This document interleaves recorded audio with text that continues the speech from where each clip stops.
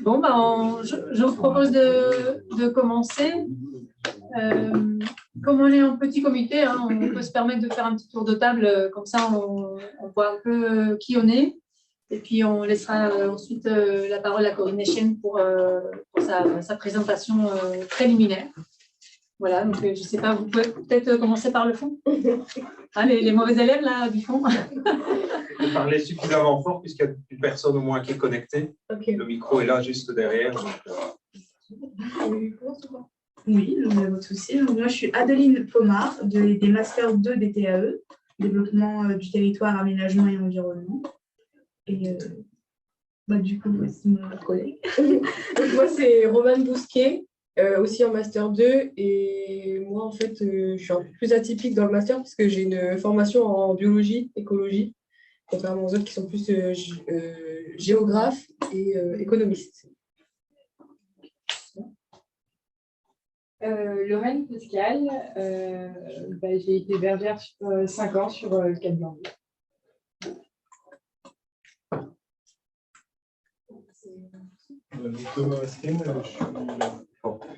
Thomas Vasquen, je suis producteur de fromage des Rouges Flamandes et fils et frère d'éleveurs de race rouge flamande.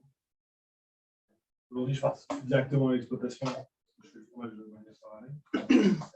Mais je suis toujours impliqué notamment avec le pâturage des débats actifs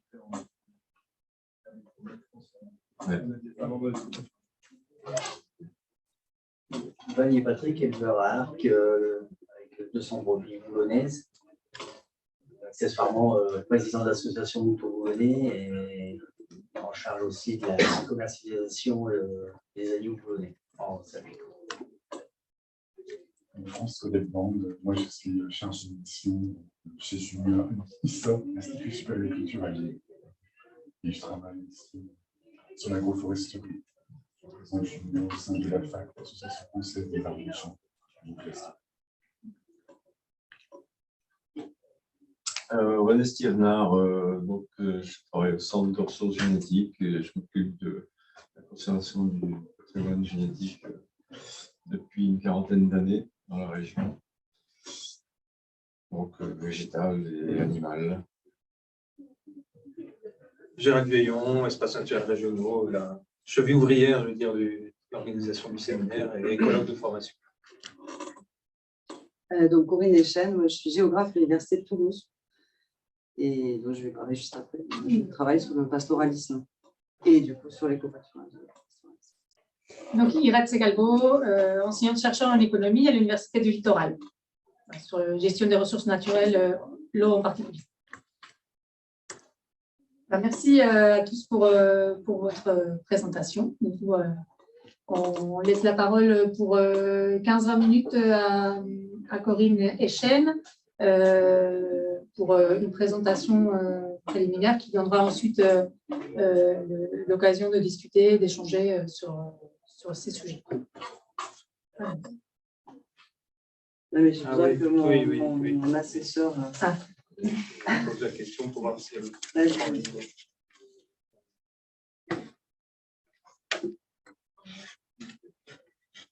Donc, du coup, je vais commencer à causer. Donc, tout à l'heure, je suis enseignante-chercheur à l'Université de Toulouse. Je travaille sur le pastoralisme plutôt en montagne depuis 25 ans. Et depuis, j'ai réfléchi, la première fois que je suis venue parler d'éco-pâturage, c'était à Valenciennes, c'était en 2015. Quand même, finalement, il y a un truc, on boucle la boucle. Et donc, je mène un programme de recherche sur ces questions-là, de gestion de l'espace en fait, par le pâturage, en ville ou en espace naturel, depuis 4 ans, le programme de recherche. Et je suis aussi responsable d'une licence professionnelle qui s'appelle Développement de projets de territoire, montagne et pastoralisme. Et dans ce cadre-là, on a une unité d'enseignement sur ces questions-là.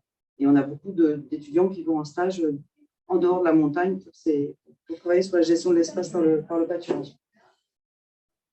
Donc, juste, je fais ma blague avant, enfin, ce n'est pas une blague, mais quand il y avait le fond, je n'ai pas pu m'empêcher de vous mettre quand même déjà, mais il y en aura d'autres après, quelques images de vaches ou de brebis.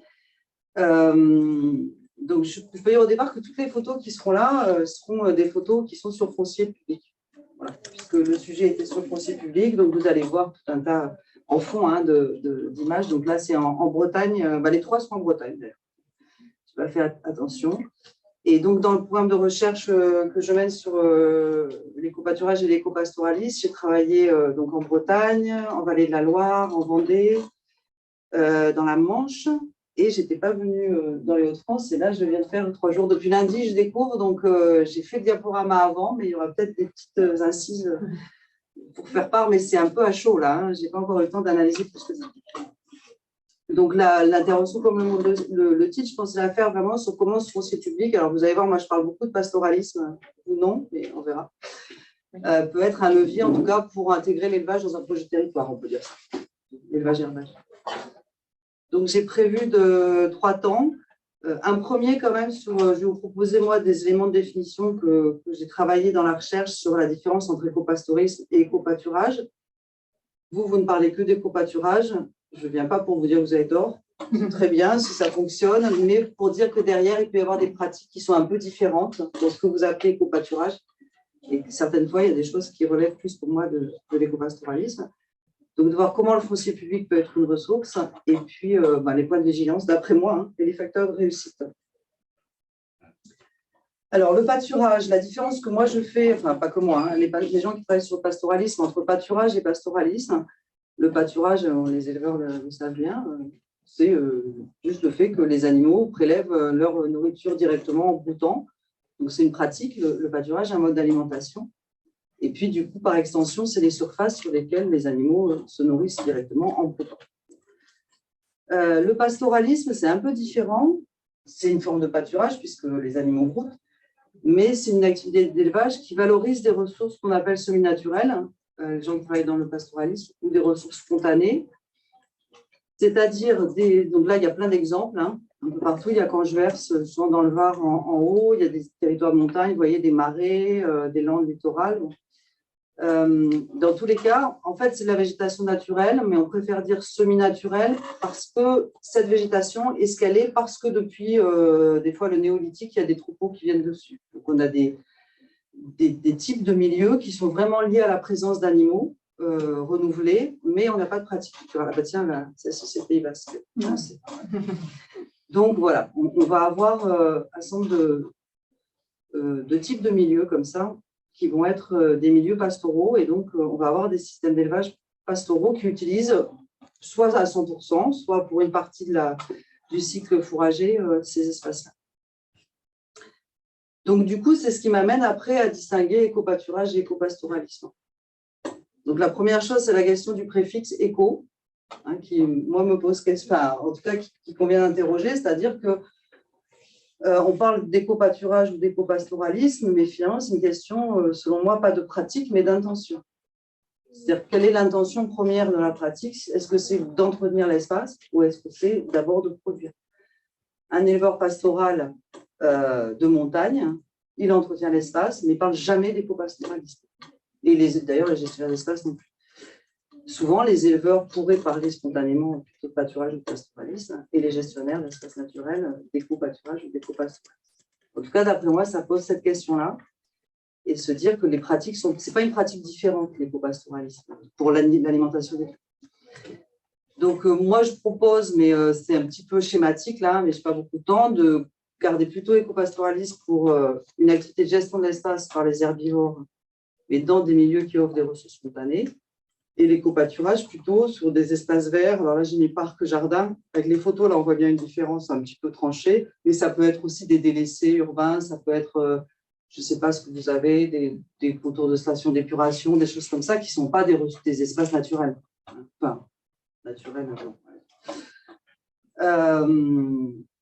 Et on peut aussi, moi je trouve que c'est des fois aussi simple, simplement parler de pâturage urbain ou de pastoralisme.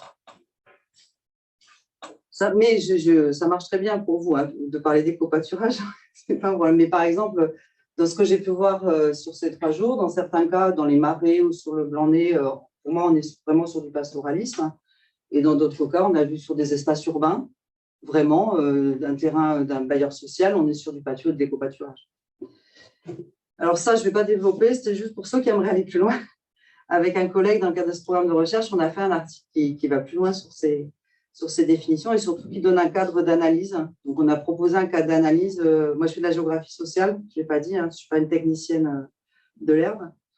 Donc, en particulier avec des éléments sur les acteurs, quels sont les acteurs en jeu, quels sont les propriétaires, ce qu'on a appelé, nous, les faiseurs. Il y a les prescripteurs, les propriétaires, en gros, les gestionnaires.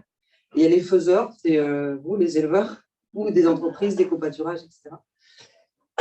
Donc, qui sont, quelles sont leurs motivations, quelle est la nature des contrats, je vais en reparler un petit peu, entre les uns et les autres, les formats de mise à disposition de foncier ou les prestations, et puis des types de pratiques. Ça, on pourra y revenir après, mais je voulais juste en parler pour que vous puissiez aller voir si ça vous intéresse. Alors après, sur le foncier public, alors vous avez compris, hein, je vais dire pastoral tout le temps parce que j'avais préparé avant de venir. Vous avez le droit de traduire par herbe. Alors, est-ce que le foncier public peut être une ressource? Ça a été, nous, vraiment un point d'entrée quand on a fait ce programme de recherche, de dire est-ce que c'est une ressource foncière pour les agriculteurs, en fait, ces espaces-là qui sont à gérer. Alors là où c'est un peu compliqué à analyser, c'est qu'il y a une diversité de types d'espaces, j'en ai parlé un peu, hein, des espaces naturels, des espaces pas naturels, même dans les espaces naturels, bon, diversité de types d'espaces, diversité de propriétaires, de gestionnaires publics, ça peut être les communes, ça peut être les gestionnaires d'espaces naturels, ça peut être, on a des bailleurs sociaux, on va avoir pas mal de propriétaires ou de gestionnaires différents et avec des objectifs de gestion différents. Sur la diapo, on ne voit pas bien. Hein. Les trois exemples qui sont illustrés, par exemple, celui du haut, c'est sur la rive droite de la Garonne à Bordeaux, et c'est vraiment des espaces verts. Et la collectivité a embauché une bergère à l'année qui mène un tout petit pot de brebis sur ces espaces verts. En bas, c'est la Pointe du Raz, en Bretagne. Donc, on voit qu'on est beaucoup sur des terrains en bleu, c'est le Conservatoire du Littoral, par exemple. Ou bien la propriété du département, espace naturel sensible. Et en bas, c'est un autre exemple que vous avez un peu, peut-être ici, mais je ne sais plus, dans les marais. Enfin, on est sur du domaine public maritime, c'est la baie du Mont-Saint-Michel. Donc là, c'est les surfaces qui sont déclarées à la PAC pour les moutons des prés salés, par exemple. On est aussi sur la propriété de l'État. Donc, pour ces propriétaires publics, pourquoi avoir recours aux animaux, en fait, plutôt qu'à une débroussailleuse ou autre chose? Donc, on va avoir des enjeux, j'ai mis en premier, ce n'est pas forcément ceux-là qui sont prioritaires, mais pratiques. Moi, je vous ai mis pratique ou économique. On est obligé, avec le zéro phyto, de trouver des alternatives pour les espaces verts. Il y a des parcelles difficilement accessibles. Dans certains cas, ça coûte moins cher d'avoir des animaux que des machines. Encore plus ça va, plus c'est vrai ça. Mais souvent, on va être plutôt sur des enjeux environnementaux. Donc des enjeux de biodiversité, par exemple, sur des zones Natura 2000, donc préserver certains habitats, on va avoir, et pour lesquels il faut du pâturage. Hein. C'est le pâturage qui est le mieux adapté, puisqu'on est sur des espaces pastoraux. Ça peut être la prévention contre les risques naturels, incendies, les crues, etc. Et puis, je l'ai mis dans l'environnemental, mais des fois, simplement paysager. On veut de l'ouverture du paysage pour la vue, d'avoir des vaches rouges flamandes dans le paysage, et là, ça fait du paysage. Hein, les vaches ou les brebis font du paysage. On a des enjeux ou des objectifs parfois vraiment sociaux. Alors, c'est vraiment le cas, par exemple, à Bordeaux, là-haut, sur créer du lien social, remettre des animaux, mettre une bergère, souvent c'est des bergères, ou un berger. C'est aussi remettre du lien social dans certains territoires. Ça peut être patrimonial. Les paysages patrimoniaux, les races patrimoniales. Et puis parfois, c'est simplement aussi, il faut se le dire, des questions d'image. C'est bien, ça permet de communiquer sur une pratique. Donc, voilà, du coup, il peut être intéressant d'avoir recours à des animaux, mais pourquoi faire appel à des éleveurs ou à des entreprises d'éco-pâturage? Alors, je ne vais pas là intervenir, je vais vraiment, moi, insister sur les éleveurs. Je ne vais pas faire un comparatif, qu'est-ce qui est mieux, qu'est-ce qui est moins bien. Très clairement, on peut dire que dans certains cas, quand c'est des parcelles intra-urbaines, très petites, ça peut être très compliqué pour les éleveurs. Mais là, je vais insister sur les éleveurs. Alors, d'après moi, mais vous allez peut-être dire autre chose après. Il y a différentes entrées de l'intérêt pour les éleveurs. Il y a le fait que c'est effectivement une ressource foncière. Voilà, c'est un accès à des terres pour nourrir des animaux dans des marchés souvent assez bloqués. Ça, j'ai compris que c'était pareil d'ailleurs, quand même. Hein. On a une pression foncière très forte.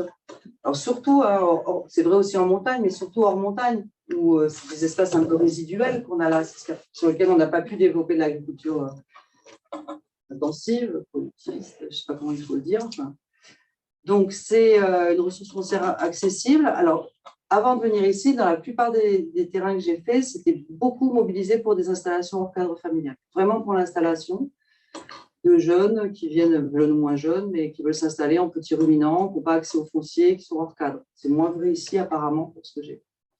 Et ça peut être aussi pour le renforcement d'exploitations existantes qui ont du coup accès à une ressource foncière.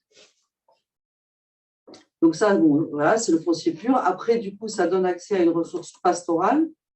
Et les systèmes pastoraux, par définition, sont en général des systèmes économes. Hein, on est sur des... Alors là, ici, en plus, il y a la question du prix de l'accès au foncier, on verra.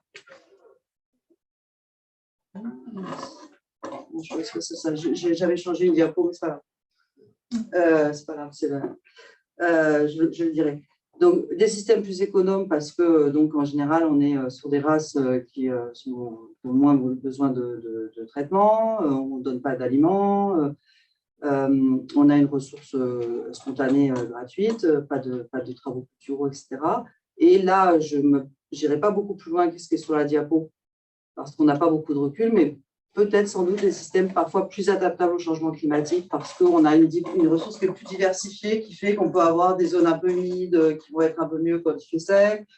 On va avoir généralement un peu plus de ressources disponibles que ce dont on a forcément besoin. Enfin, les systèmes pastoraux en montagne, par exemple, sont très adaptables pour ça. Certaines années, s'il y a beaucoup d'herbe, on ne va pas sur certains secteurs. D'autres années, s'il y a moins d'herbe, ce qui n'est pas vraiment le cas en général sur les prairies sur les fermes hein, qu'on utilise entièrement. Et après, donc, ça peut être une ressource financière. C'est là que j'avais rajouté des choses, mais ce n'est pas grave. Donc, une ressource financière, ça peut être par le biais des aides de la PAC. Est-ce que ces surfaces sont primables à la PAC ou pas pour les agriculteurs? Et donc, du coup, comme les autres terrains, hein, on peut tout à fait une ressource financière par les aides en particulier du premier pilier, les BDD. Ça peut être une ressource financière par de la prestation. Dans certains terrains, moi, j'ai vu des éleveurs qui sont rémunérés en prestation sur certains espaces, notamment sur les espaces où ils peuvent toucher les aides de la PAC. Et puis, donc, ce que je veux rajouter qui passe sur la diapo, c'est aussi pas une ressource financière, mais une économie financière, des mises à disposition gratuites de terrain. Donc, non seulement c'est l'accès à des terrains, mais gratuit. Et puis, tout ce qui peut être équipements qui sont faits par les gestionnaires. Hein. Du coup, s'il n'y a pas à faire des clôtures, si l'eau est gérée, là j'ai vu des cas ici où c'est le gestionnaire qui fournit en eau, tout ça c'est des économies par rapport à avoir les bêtes à la maison. Donc là, oui, juste l'illustration que j'aime bien, moi, c'est typiquement un cas où on a une installation agricole, donc c'est en Bretagne aussi, on voit en bleu en haut, c'est des terrains conservatoires du littoral. Donc voilà, tout ça c'est conservatoire du littoral. La diapo du bas, c'est la déclaration PAC en 2007, donc avant installation. Et vous voyez, il y a quelqu'un qui s'est installé du coup sur ces terrains conservatoires. Et du coup, on a une exploitation qui a pu se créer sur du terrain conservatoire. Donc ça, c'est les intérêts pour les éleveurs. Je viens de dire, d'après moi, il y a un intérêt pour les collectivités aussi. Alors, vous avez vu, je le mets en italique, il faudrait développer, mais il peut y avoir des intérêts, je le dis, pratiques, financiers, c'est moins cher, c'est plus facile pour s'organiser que d'avoir à faire venir, d'avoir des animaux en régie et que les agents doivent s'en occuper. Mais ce qui me semble le plus important, moi, c'est que ça fait quoi, ce qui a été dit ce matin, c'est que ça permet aux collectivités de mobiliser leur foncier au profit d'un projet agricole territorial qu'il leur revient de définir, j'ai envie de dire, avec les partenaires, etc. Donc, c'est une porte d'entrée pour les collectivités pour avoir une action proactive, volontariste, sur la place de l'agriculture dans le territoire et sur le type d'agriculture qu'on va vouloir soutenir à travers ce foncier public. Donc, c'est quand même, quand il y a beaucoup de foncier public, un élément d'action assez important. Et moi, j'ai été étonnée ce matin, je ne sais pas vous, mais ça n'a pas du tout parlé d'animaux. Voilà. Donc, typiquement ici, alors ce n'est pas vrai dans d'autres régions, typiquement ici, en tout cas pour ce qu'on a vu ce matin, pour l'instant, sur les PAT, etc., on est plutôt sur le maraîchage, des choses comme ça, mais la question de la viande ou du lait, hein, mais souvent on a des systèmes quand même plutôt viande sur les espaces pastoraux, n'a pas du tout été évoqué. Moi, c'est juste un élément d'interrogation. Donc, j'aurais pu mettre cahier des charges agro-environnementaux dans la même ligne que la suivante, mais j'ai préféré la mettre à part parce que quand même très souvent, il y a ça, il y a un plan de gestion quand même, le minimum. Ce n'est pas toujours le cas, on peut avoir du foncier public et le mettre à disposition sans aucune contrainte, c'est possible. Mais souvent, moi, dans toutes les expériences que je vois, il y a au moins un plan de gestion environnementale, pas de phyto, pas d'engrais, des choses comme ça, au moins au minimum. Et puis après, selon les cas, on va avoir le choix de soutenir, d'orienter sur certains modèles agricoles. Ça, vous connaissez. Donc, ça peut être, est-ce qu'on décide de soutenir plutôt des éleveurs locaux? Comment on définit le local? Ça a été décidé ce matin. On peut décider de soutenir plutôt l'agriculture biologique ou d'autres cahiers des charges ou non. On peut choisir de privilégier des circuits pour installation de proximité et on peut aussi choisir les races locales ou pas les races locales, etc. C'est déclinable. Et ça, c'est vraiment dans la construction du projet. Donc là, quand même, avant de venir, j'étais allée chercher des images de vos races locales. Voilà. Mais on voit, il y a d'autres choses. En haut c'est le PNR du Médoc qui vraiment s'implique sur la question de l'éco-pastoralisme. Au milieu, c'est dans la région Centre-Val-de-Loire, il y a une démarche qui est portée par le Conservatoire des espaces naturels sur le pastoralisme en bord de Loire. Et ils soutiennent une démarche de valorisation des produits des agneaux de bord de Loire. Et puis en bas, c'est la Chambre d'agriculture de Dordogne qui travaille aussi sur les projets de territoire en pastoralisme. Ouais. Les points de vigilance, alors j'ai listé, il y en aurait beaucoup d'autres, mais pour moi, alors vous avez compris que vu d'où je viens, pour moi, souvent, c'était de l'installation hors cadre familial que j'ai vu sur ces terrains. Donc, dans mes points de vigilance, il y a quand même beaucoup de ça. En tout cas, le premier point, il est vrai pour tout le monde. C'est très bien, j'ai tout ce qui était intéressant pour les agriculteurs, on a de la mise à disposition de foncier gratuit, etc. Mais en général, on a des... Enfin, c'est pas partout gratuit, hein, d'ailleurs. Mais en général, on a des contrats précaires. Ce n'est pas des baux ruraux, c'est des conventions d'occupation temporaire, enfin, c'est des non-différenciements dans les régions. Parfois, j'ai rencontré des régions où c'est des conventions annuelles. Donc là, on est sur du super précaire. Ici, si j'ai bien compris, c'est souvent 5 ans. Enfin, voilà, ce n'est pas quand même le même système que les baux ruraux. Donc, on a une précarité. Et puis, les plans de gestion, c'est des exigences qu'on n'a pas en général dans des baux ruraux, qu'on peut avoir dans des baux ruraux environnementaux. Donc, il me semble important que, en tout cas, les propriétaires soient conscients que ça induit une certaine forme de précarité. Et ensuite, donc, sur le système agricole, ce qui se passe, c'est qu'en général, les surfaces que moi j'appelle pastorales, là, mais même c'est des copâturages, c'est des surfaces un peu morcelées, souvent dans des régions justement avec une agriculture intensive ou dans des régions avec une forte pression touristique ou démographique, beaucoup de population. Et donc, souvent, on rencontre des problèmes de morcellement. Donc, ça veut dire qu'il faut bouger les troupeaux. Sur la gestion du troupeau, c'est beaucoup plus compliqué qu'en montagne, par exemple, et d'accessibilité aux parcelles. La difficulté de créer des entités foncières cohérentes pour ceux qui s'installent, pour lesquels ils pourraient associer des espaces naturels avec des surfaces agricoles normales, on va dire, pour pouvoir faire du foin, mettre un bâtiment, etc. Quand c'est des agriculteurs déjà en place, c'est pas... Ouais. La question de l'éligibilité des surfaces à la PAC, parce que ça peut jouer quand même un rôle important dans le revenu. La question, là, c'est aussi plutôt pour les nouveaux installés du logement, parce que si on s'installe sur un système pastoral dans une zone très touristique ou très dense, les logements sont chers. Donc, vous avez vu la photo que j'ai mise en haut. Là, ça, je n'ai pas vu ça ici, mais pratiquement sur tous les autres terrains, il y a beaucoup de gens qui sont en caravane, qui vivent en caravane. Donc, c'est quand même... Et donc, les collectivités, je le dirai après, peuvent avoir un rôle à essayer de réfléchir à la question du logement des éleveurs ou des bergers. Voilà, bon, mais c'est pareil. Voilà, caravane ou mobil-home, voilà. Les équipements aussi, s'il faut au moins un bâtiment, je ne sais pas, vous prenez, c'est très, très caractéristique, en plus c'était beaucoup dans la presse, dans la baie du Mont-Saint-Michel, il y a un éleveur qui s'est installé, on est sur des terrains loi littorale, il ne peut pas construire même un tunnel, donc il ne peut pas rentrer ses brebis. Et voilà, donc cette question-là, et puis souvent la question du multi-usage, c'est-à-dire qu'on est souvent sur des espaces sur lesquels il y a beaucoup d'autres usages, alors le tourisme, donc sais pas si elle témoignera, mais je pense que Lorraine Pascal, en tant que bergère sur un grand site, typiquement, mais c'est ce que je vois partout, moi, on est sur un endroit qui est très fréquenté avec des brebis, et c'est pas forcément, en général, c'est des brebis. Dans ces cas-là, la chasse, les chiens, la question des chiens, des gens qui se promènent, etc. etc. Ça, c'est quand même des problématiques qu'on a généralement moins sur sa ferme, avec des clôtures. C'est la dernière diapo. C'est bon? C'est vrai. Voilà. Alors, pour moi, j'ai listé un certain nombre de points. C'est un peu, j'ai mis ça en facteur de réussite, c'est un peu des choses que je vous renvoie. D'après moi, pour que ça fonctionne, j'ai appelé ça projet pastoral territorial. On peut le mettre dans le sens comment intégrer le pastoral et l'élevage au projet agricole territorial. En tout cas, il y a un enjeu à l'intégrer. Moi, je l'ai vraiment ressenti pour le territoire ce matin. Encore, je le redis, c'est-à-dire que c'est un peu comme si la dimension gestion de l'espace par les animaux, là, donc le côté environnemental, était déconnecté du côté alimentaire. Voilà. Or, ces animaux, ils produisent des produits, de la viande, du lait, etc.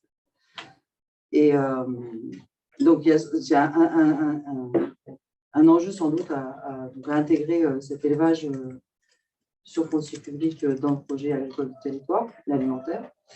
Souvent, ça veut dire changer aussi le regard de tout le monde sur les systèmes pastoraux et les ressources spontanées. C'est-à-dire c'est de l'élevage aussi sérieux. C'est autant de l'élevage que de l'élevage plus classique, on va dire. Or, souvent, sur les systèmes pastoraux, surtout en petits ruminants, quand on est dans les régions de vaches, voilà, avoir des moutons et en plus des moutons sur des espaces spontanés, ça fait un peu comme si c'était un élevage marginal, et c'est un vrai élevage. Donc, il y a aussi ce changement de regard. Et que donc, les moutons ou les vaches ne servent pas que à brouter et à entretenir l'espace. Il y a sans doute un enjeu fort, et ça a aussi été évoqué ce matin, ça tombe bien, de renforcer tous les liens entre les collectivités, les gestionnaires d'espaces naturels et le monde au sens large du développement agricole, idéalement y compris les chambres d'agriculture, je pense. Et en tout cas, il faut réussir à faire de la concertation à ce niveau-là. Je pense, dans ce que j'ai vu dans notre territoire, qu'il y a des gros enjeux de monter en compétences collectives sur cette thématique-là, sur le pastoralisme, l'élevage pastoral. Alors que ce soit dans les champs, dans les collectivités, dans les structures d'accompagnement, le CRG, etc. Et donc, renforcer les liens, je pense, c'est pour ça que je suis là d'ailleurs, donc ça va, je peux le dire, renforcer les liens avec le monde du pastoralisme, parce que souvent, le monde du pastoralisme plus traditionnel, montagne, méditerranéen, faut avouer, ça change, mais regarde ces expériences-là comme... Là, c'est pas du vrai élevage, c'est pas du vrai pastoralisme. C'est encore autre chose. C'est bon, c'est l'éco-pâturage, c'est pas comme chez nous. Et puis, les gens d'autres territoires ne savent pas qu'il existe des réseaux autour du pastoralisme. Dans les départements de montagne, il y a des services pastoraux avec des techniciens pastoraux qui ont des compétences qui pourraient, sur lesquelles l'échange d'expériences pourrait être intéressant. Voilà ce que je pense comme piste d'ouverture pour que ça puisse fonctionner. Voilà. Donc, je vous ai mis une belle photo de la presqu'île de Crozon, avec mon mail si vous voulez me poser des questions. Voilà. Merci beaucoup pour cette introduction. Et donc, on voulait aussi passer la parole aux deux acteurs présents et acteurs directement sur le territoire, donc Patrick Vanier et Thomas Rasken. Comment vous réagissez à ce qui vient d'être dit? Quelles sont vos premières réactions, peut-être en lien avec votre expérience? Peut-être aussi présenter oui, bien sûr, votre système, oui, etc. Oui. Et si possible, peut-être venir et vous retourner un peu. Pour... Non, on pourrait presque faire on pourrait presque faire. Alors, oui.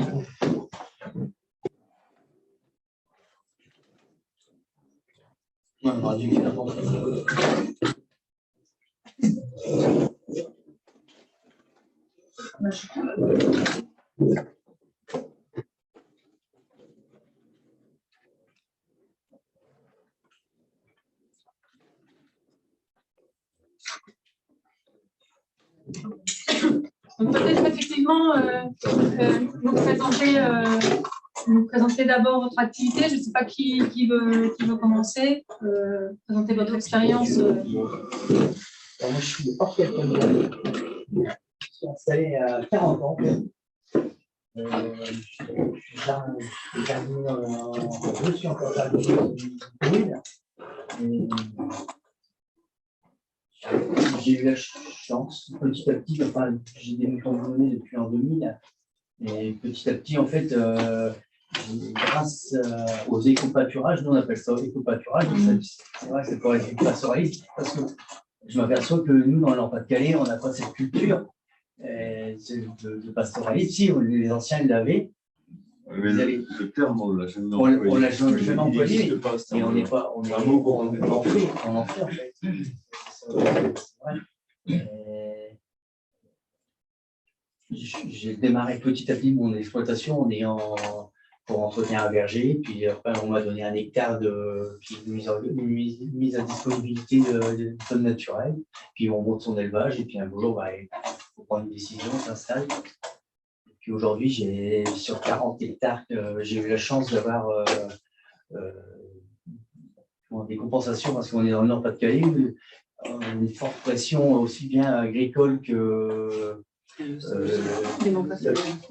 là, en l'occurrence, c'était un projet pour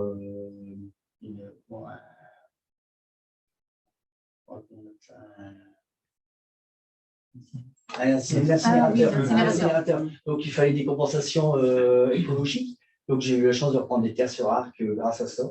Et puis, en contrepartie, on ne m'a rien demandé du tout.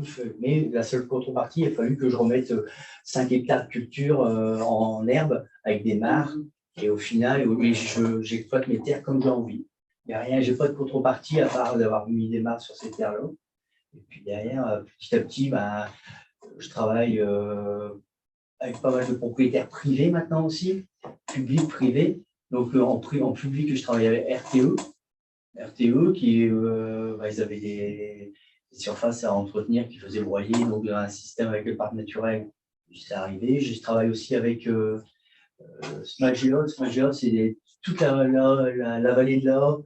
Elle a été travaillée depuis les grandes inondations de 2002. Elle a été travaillée pour faire des bassins de rétention. Et ça marche bien parce qu'on n'a plus jamais eu une inondation depuis.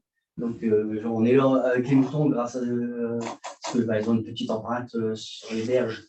Du coup, on peut voilà, c'est un exemple. Mais je travaille aussi des éco-pâturages privés. Donc, c'est des propriétaires qui ne veulent plus, parce que le foncier est tellement important, ils ne veulent plus s'engager avec un agriculteur, ils veulent être maîtres de leur terre.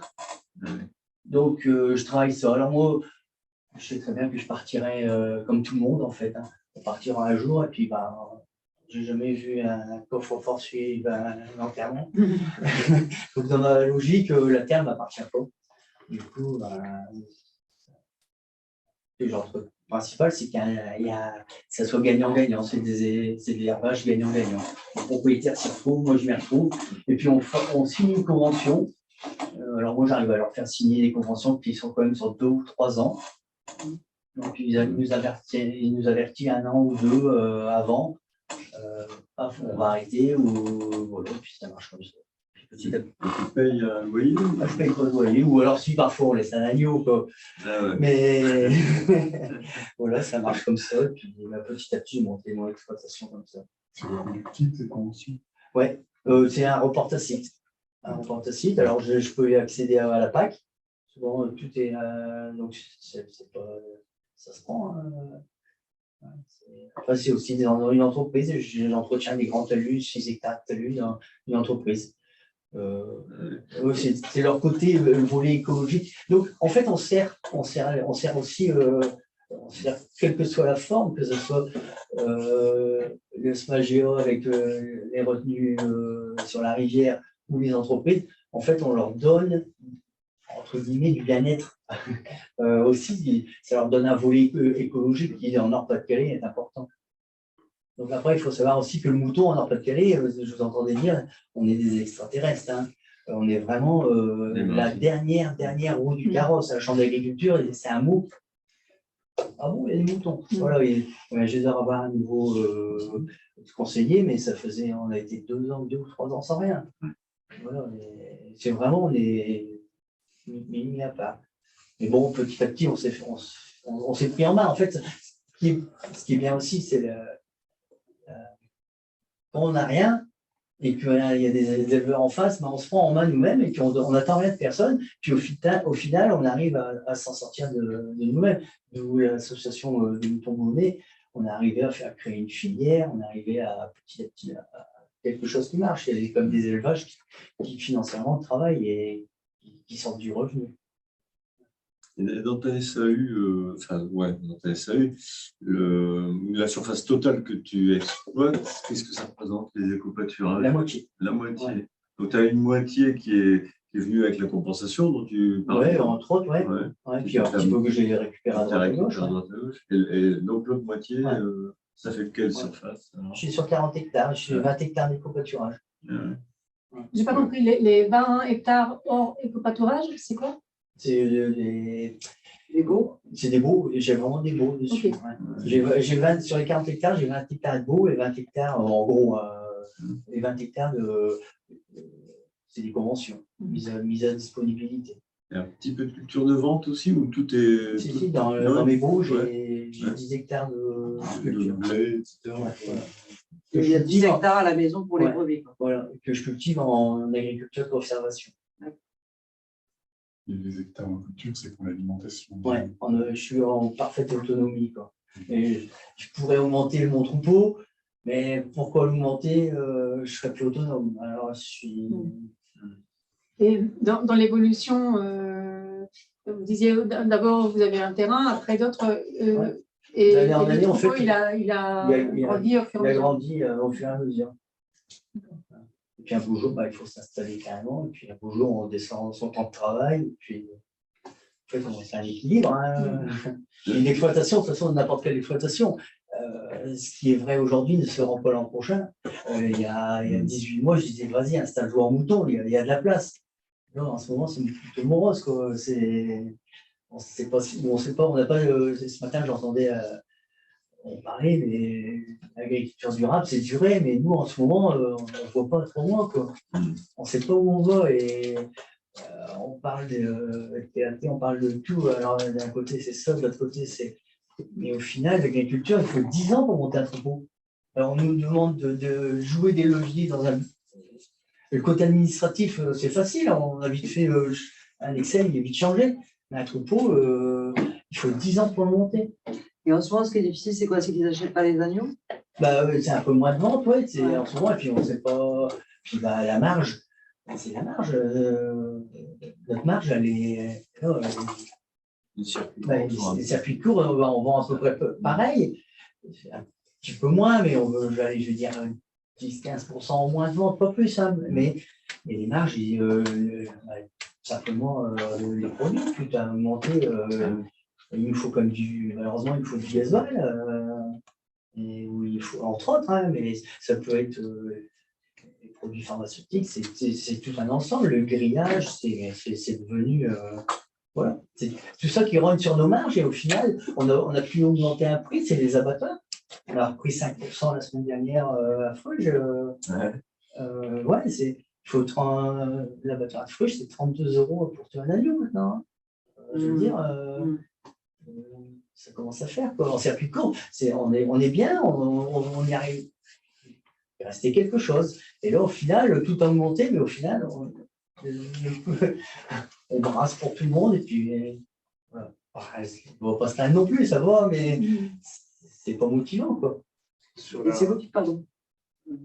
Sur l'ensemble du cheptel ovin, on va dire en Nord-Pas-de-Calais ou en France, suivant la connaissance que vous avez, la race locale, le mouton boulonnais, qu'est-ce qu'elle représente?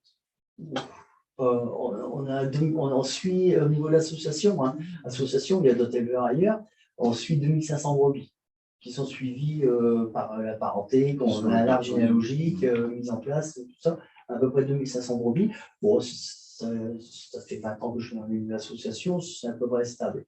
Il y a eu des éleveurs qui sont partis, d'autres qui rentrent, et on est toujours plus ou moins à une cinquantaine d'éleveurs.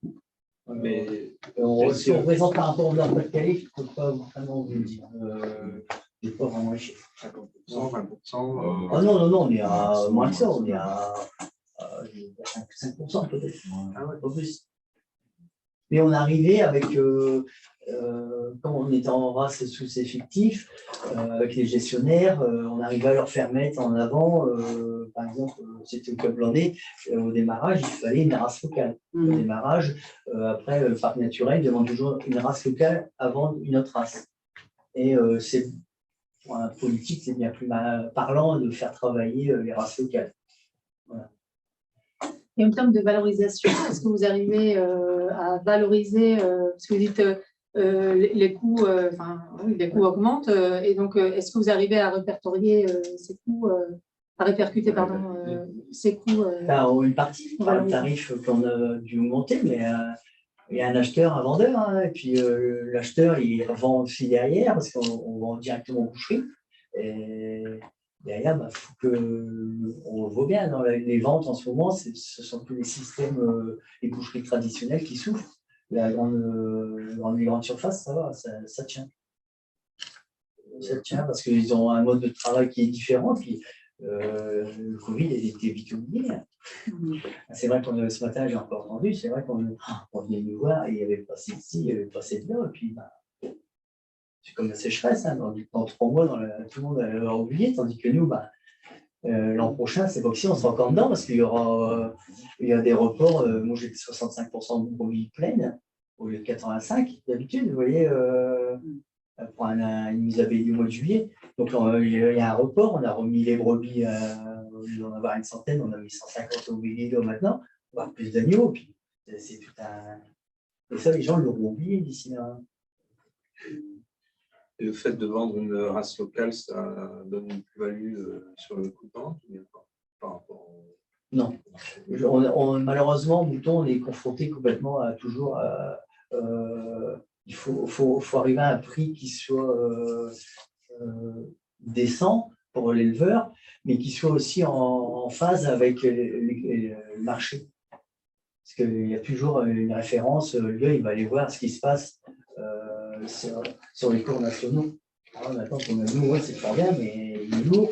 Nous, en plus, on est des animaux lourds. Nous, on valorise des carcasses. Une belle carcasse, c'est 22, 23 kilos. Quoi. Hein, aller mettre une carcasse de 22, 23 kilos chez une boucherie dans une boucherie à Marseille, le gars, je crois qu'il ne doit pas être habitué. Quoi. Hein, c'est un apprentissage aussi, ça. Hein. Oui, mais ils vous mettent en photo quand même dans les grandes surfaces. Ouais. Bon, je mets ça sans vous côté. Ils vous mettent en photo, mais ils ne l'achètent pas plus cher. Non, ils ne l'achètent pas plus cher. Bon, attention, on ne va pas se plaindre non plus. On est au-dessus des cours quand même. On arrive à. Et ce qui est notre argument, nous, c'est que notre agneau vaut le même prix toute l'année. Donc, à Pâques, on joue au jeu de mettre notre agneau au même prix qu'à Noël ou que là maintenant. Donc, ça, c'est un argument. Souvent, c'est un argument qui pointe parce que. À Pâques, il y a toujours cette fameuse vente de Pâques ou de Noël qui en vend un peu plus. Hein. Et du coup, dans la relation avec les filières en aval, est-ce que vous vous sentez en équilibre de pouvoir décisionnel ou de négociation, ou est-ce que vous devez vous adapter Non, c'est comme nous qu'on arrive chez on est entré en grande surface, on a le prix, c'était pas. Et ça a bien été dit dans les discussions, il n'y aura pas ce qu'ils font les grandes surfaces de promotion. Si on revient à les donner une journée avec une affiche, aller faire une dégustation, c'est de la promotion, ce qui est un peu normal quand on vend en circuit court, mais on ne va pas les vendre notre agneau moins cher parce qu'ils veulent travailler un volume. Et ça, les grandes surfaces, maintenant, ils ont compris. Hein, il y a 20 ans, ils ont foutu l'élevage en l'air. Là, ils ont compris que le local, il faut quand même, d'un seul coup, le Covid, ça ne sert rien c'est de la vente directe au magasin, c'est pas du tout ça passe pas par les centrales. Non, c'est directement. C'est quasiment une relation personnelle avec les directeurs de magasin ou les chefs de rayon. Ça se passe vraiment avec les directeurs. En fait, c'est des gars qui sont propriétaires en magasin. Famille. Ah oui, c'est des gars qui sont franchisés. C'est des franchisés. Ouais. Du coup, il faut qu'il se passe le mot. Hein. Et qu'est-ce que, une question, pardon, Oui, qu'est-ce on que va ça passer représente ensuite le Bah, témoignage. ouais. Dans la filière actuellement, le poids de la boucherie artisanale par rapport à. 50. C'est 50-50 maintenant. 50-50. D'accord. Pardon, 50% de boucherie 50% artisanale Boucher et et 50% grande surface. de grande surface franchisée, quoi. Donc, mais on pourrait aller plus loin dans les platés, il faut. On n'a jamais parlé de viande ce matin, j'ai l'impression qu'on était chez les véganes. Excusez-moi, j'ai jamais osé. Vous auriez dit, ça mettait le débat. C'est vrai, je ne sais pas toi, mais moi aussi, ça. Et en fait, si j'ai pas osé, parce que c'est vrai que maintenant, l'image, il y a toute une image qui s'est mise en place avec les fameuses L214, tout ça qui font peur. Et aujourd'hui, je crois même les politiques, elles en ont peur. Et on n'ose plus, enfin, c'est un ressenti. Hein. Et aujourd'hui, je pense qu'ils peuvent prendre en charge. C'est un vrai sujet sur la viande. Oui, oui. Alors, on va laisser du coup Thomas Vasquen présenter son activité. Et puis, pareil, hein, un peu de réaction éventuellement à ce qui a été dit. Alors, bon, la différence, moi, je ne suis pas éleveur, c'est mon frère jumeau qui aujourd'hui est sur la ferme. Mais donc, mon frère, c'est une ferme familiale. La 4e génération d'élevage de rouge flamand sur le territoire de Saint-Sylvestre-Capelle. Mon arrière-grand-père qui était arrivé là. La ferme s'est développée, moi, je suis exact depuis un siècle, parce que c'est un peu plus d'un siècle. Mon père, en 1974, la ferme familiale, il y avait même pas une dizaine de vaches rouges flamandes. Il a toujours conservé cette race, malgré un développement économique qui poussait, à l'Holstein partout, toujours conserver cette race locale. En 1984, il reprend l'exploitation voisine, donc on arrive à 15 vaches et 30 hectares. Donc il avait toujours, en fait, le troupeau a toujours grandi petit à petit. Et donc toujours en gardant du pâturage sur l'exploitation, avec aujourd'hui dans le village, on est les seuls à avoir de la haie, du pâture, et clairement, quand on s'est développé récemment, et moins d'une dizaine d'années, vraiment mon frère, il a pris l'exploitation en 2014. Aujourd'hui, il y a 90 vaches laitières avec des robots de traite. C'est vraiment, on est sur une race locale, mais en termes de développement économique et de développement moyen, il a vraiment fait l'effort. Et quand on a fait ces développements, il y avait un conseil de la Flandre qui disait que dans les Flandres, qui est très oppressé en termes de foncier. On a l'impression d'être dans une ferme de la Vénois qui est beaucoup plus extensif et beaucoup plus de pâture. Et donc, notre choix a toujours été de conserver le pâturage. Et donc, quand, alors tu dis si je me trompe parce que je ne suis pas tout à fait dedans, mais à l'époque c'était mon père, quand on a pu avoir la chance, hein, de le dire, c'est une chance d'avoir des éco-pâturages, on nous propose des éco-pâturages, c'est pas 2013-2014 ça fait 10 ans notamment à Bierne avec un grand espace de 18 hectares. Clairement, on peut aller tout de suite, il y a des paroles, on peut y aller. Parce que c'est dans notre nature d'éleveur de rouge flamande de faire pâturer nos vaches. Et là, c'est un éco-pâturage. Alors, je sais pas si on peut l'appeler pastorale ou pas, du coup. T'en penses? C'est une zone qui a été créée, c'est une zone d'extension de crue qui a été créée. Ouais. Par contre, clairement, il y a. C'est là où on était. D'accord, je l'ai vu. Oui, c'est là où il y a le gros troupeau. C'est un truc qui a été créé artificiellement sur les vaches. Par contre, ça devient. Parce que je pense qu'avec le temps, ça devient du travail. Je pense qu'on ne touche plus du tout. À part faire pâturer des vaches. Du semi. Non, mais c'est surtout, enfin, pardon, juste pour moi, c'est semi-naturel, mais surtout, on rentre un peu dans le pastoral quand on est sur des grandes surfaces comme ça, où il n'y a aucun travail, donc effectivement, ça a été créé, donc au début, c'est une forme de pastoral. Et du coup, je vais revenir dessus, parce que sur le diaporama, sur le changement climatique, il y avait une réflexion là-dessus. Et donc, oui, je n'ai pas donné les surfaces de la ferme, mais aujourd'hui, la ferme du coup, de Dominique, elle exploite au total, y compris les éco-pâturages, sont différents quand même. Il y a un éco-pâturage privé et le reste, c'est public.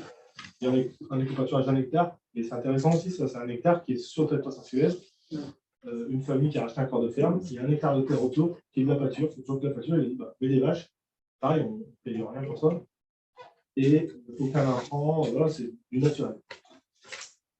Ça, c'est vrai, c'est leur volonté de revoir des bases locales dans leur pâture. Et voilà, donc ça, c'est intéressant aussi d'avoir des échanges avec des gens. Et donc aujourd'hui, il y a environ, je pense, 75 hectares au total.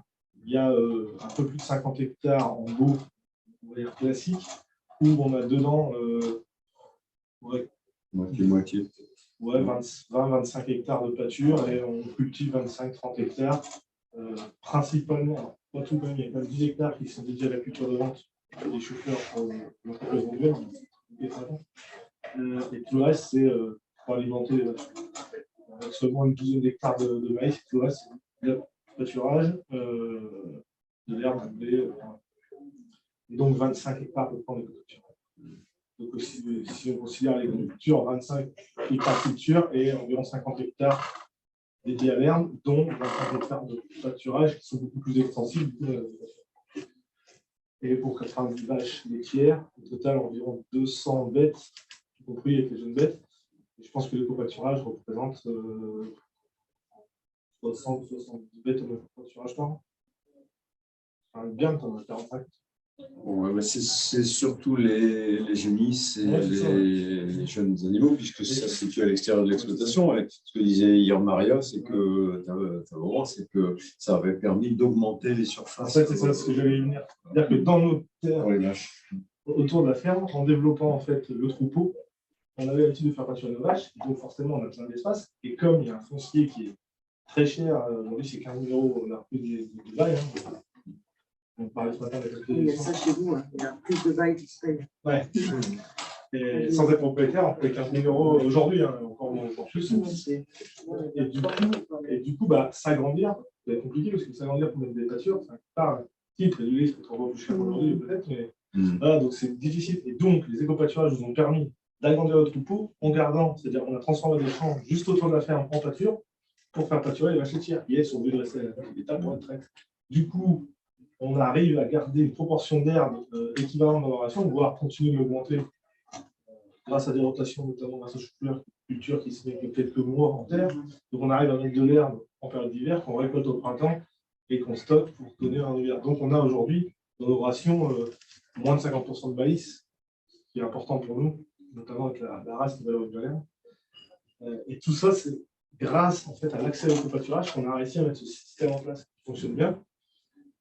Et typiquement une année comme cette année très sèche, grâce aux éco-pâturages assez extensifs comme l'herbe, on n'a pas nos bêtes, elles ont pu rester toute l'année dans l'éco-pâturage. Et du coup, on a été moins dépendants que d'autres sur la sécheresse. Et ça, c'est quand même grâce à l'éco-pâturage. Pareil pour moi.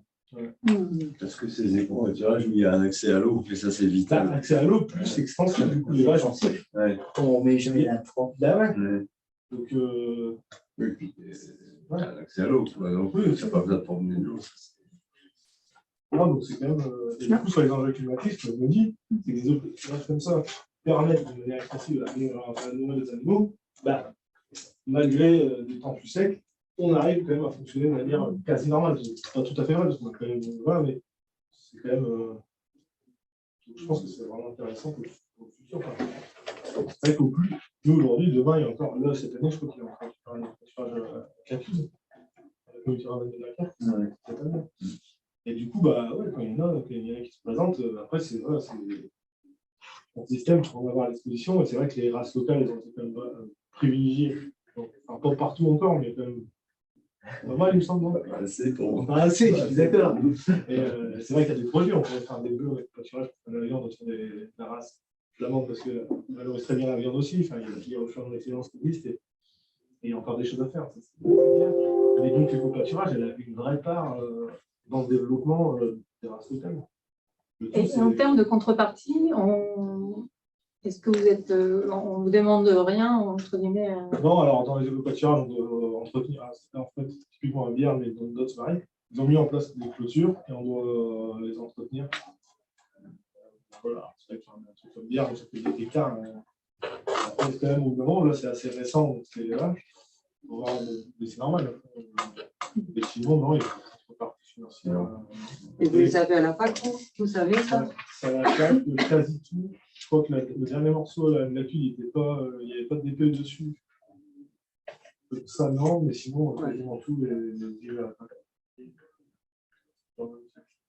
C'est pas le cas partout, hein, mais là, ouais.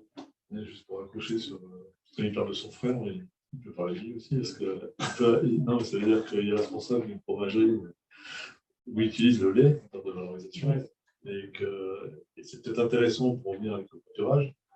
Les produits finis qui sont produits, à un moment donné, c'est d'autant plus intéressant de les valoriser parce qu'elles sont issues davantage d'herbage. Donc on peut aller jusqu'au bout. Ouais, c'est ce qu'on met en avant, c'est vrai qu'on essaye de mettre en avant. Mais ça, c'est un message qui a encore du mal à passer. Typiquement, dans les PAT, ce qu'on passe et tout, ils n'en parlent pas. Il y a quelques années, on était à la CUD, où ils voulaient valoriser des produits, des que bio, et pas locaux à l'époque. Ils disaient, vous avez des vaches en éco-pâturage sur des zones qui nous appartiennent. Il faudrait que vous fassiez des produits bio pour pouvoir le mettre, pour qu'on puisse s'en servir dans nos cantines. Le bio pour un tout petit peu, c'est un peu ce qu'elle disait cette année, mais par exemple un tout petit peu. En fait, on leur disait, mais pourquoi vous n'avez pas essayé de développer le local et peut-être que le local est en train de le bio. Enfin, mais clairement, aujourd'hui, il y a un vrai décalage entre les politiques publiques, même locales. Hein. Alors, c'est vrai que ça a l'air de marcher bien sur les légumes. Alors, je pense que c'est aussi plus simple en logistique et en frais, c'est-à-dire que ce soit du fromage ou de la viande, il y a la filière du froid et tout, elle est peut-être plus contraignante à faire dans cette structure. Hein. Je pense que c'est peut-être pour ça que ça développe plus facilement les légumes. Pas sûr, hein, mais c'est vrai qu'on parlait beaucoup de légumes ce matin. Mais c'est vrai que ça serait la logique d'arriver à ramener les produits qui finalement sont issus du territoire des éco-pâturages. Alors forcément, moi quand je vois la vente des vaches qui ne sont pas de chez nous, mais pâture dans nos pâtures, qui ne sont pas de l'éco-pâturage. Par contre, elles ont forcément passé une partie de leur vie dans les éco-pâturages. On a un cycle, mais on n'est pas 100% d'éco-pâturage. Que foncièrement, c'est possible.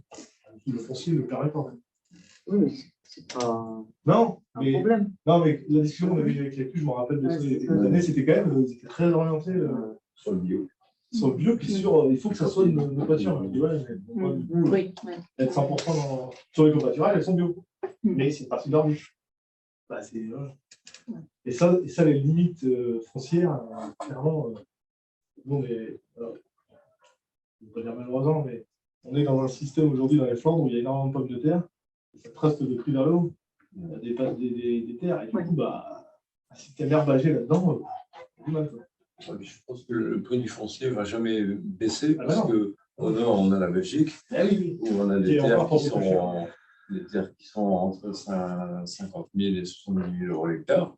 Et en Hollande, qui est encore plus haut, les terres sont autour de 100 000, 100 à 120 000 euros l'hectare pour mettre de l'herbe et du maïs.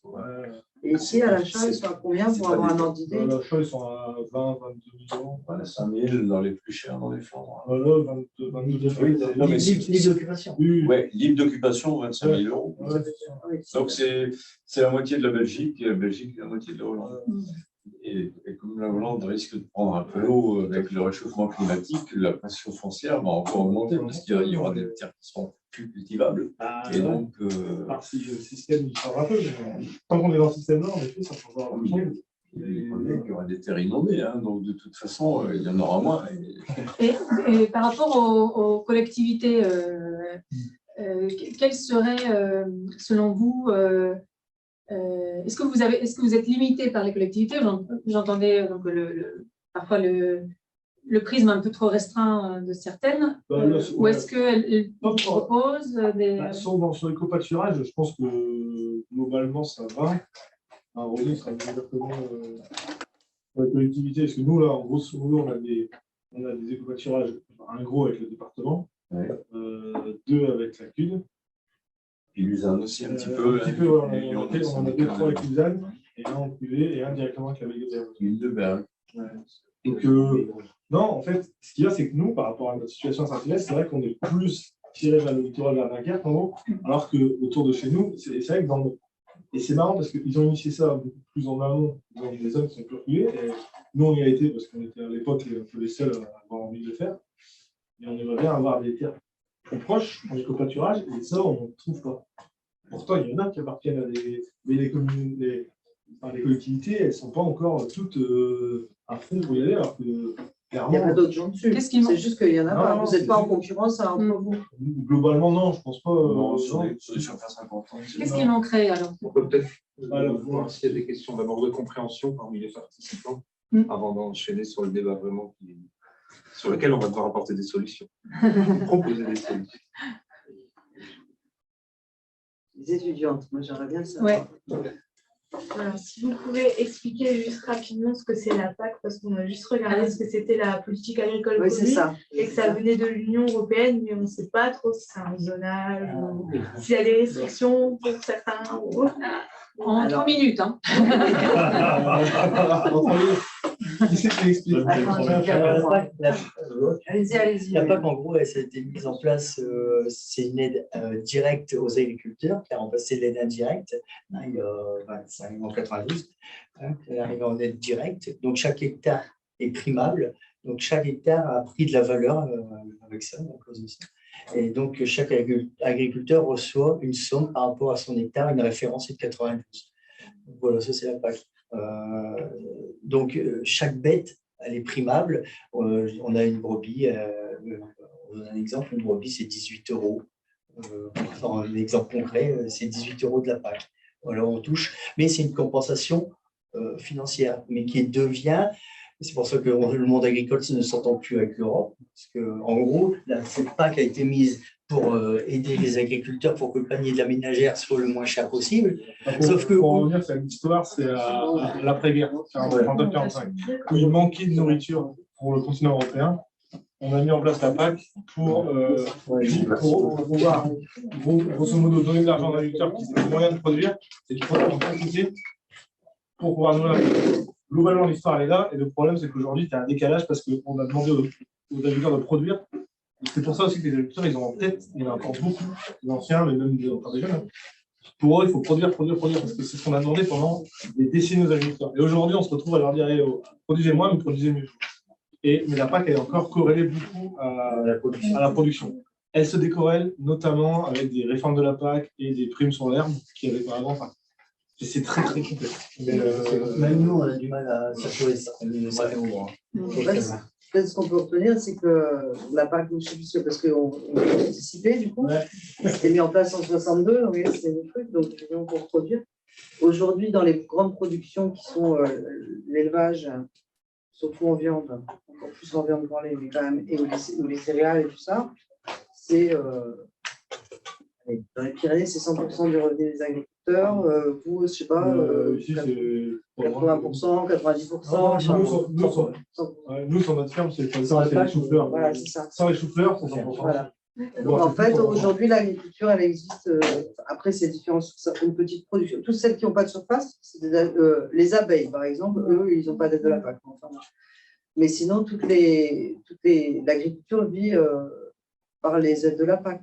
C'est pour ça que la question de est-ce que les terres sont primables à la PAC ou pas, c'est super important. Parce que... Mais en compensation, le panier de prix d'achat des aliments pour les Français, il est quand même beaucoup moins cher que dans d'autres pays européens. Enfin, que dans d'autres pays. En fait, c'est une politique finalement agricole, mais alimentaire, enfin, qui a permis de baisser les coûts d'alimentation. Grosso modo, je ne suis pas sûr des chiffres exacts, mais avant la mise en place de la politique agricole commune, le panier moyen d'un Français, de son alimentation, représentait au moins 30% de son budget. Oui, c'est ça. C'est ça. 33 à 35. Et aujourd'hui, je crois qu'on est à 12%. Donc voilà, pour vous dire. Et avec davantage de produits transformés en plus qui coûtent plus cher. Donc vraiment, les produits de base. Mais pendant ce temps-là, on nous a appris à avoir des portables, des télés, des SUV. Voilà. On a consommé autrement. Et là, en ce moment, la nourriture commence à coûter un petit peu plus cher. Mais il y a longtemps qu'on aurait dû apprendre aux gens de payer la nourriture un peu plus cher. Aujourd'hui, ça nous fait tous, je dis consommateurs, ça nous fait tous tout drôle. Mais il y a longtemps qu'on aurait dû mettre en relation le vrai tarif et peut-être avoir moins de PAC. Nous-mêmes, on voudrait vivre sans, mais avoir un produit qui soit valorisé par rapport au coût le coût qu'il demande à produire. Après, dites à vos profs qu'il faut que vous expliquez. Parce que vous pourriez y passer la semaine. C'est compliqué pour nous aussi. Ça va. D'autres questions avant qu'on passe au débat en tant que tel? Il y avait une demande de partage d'expérience de votre expérience, mais pour moi, je propose que ça fasse partie du débat juste sur la question justement du foncier public et de quelle manière quelles sont les éventuelles difficultés, quelles sont les perspectives.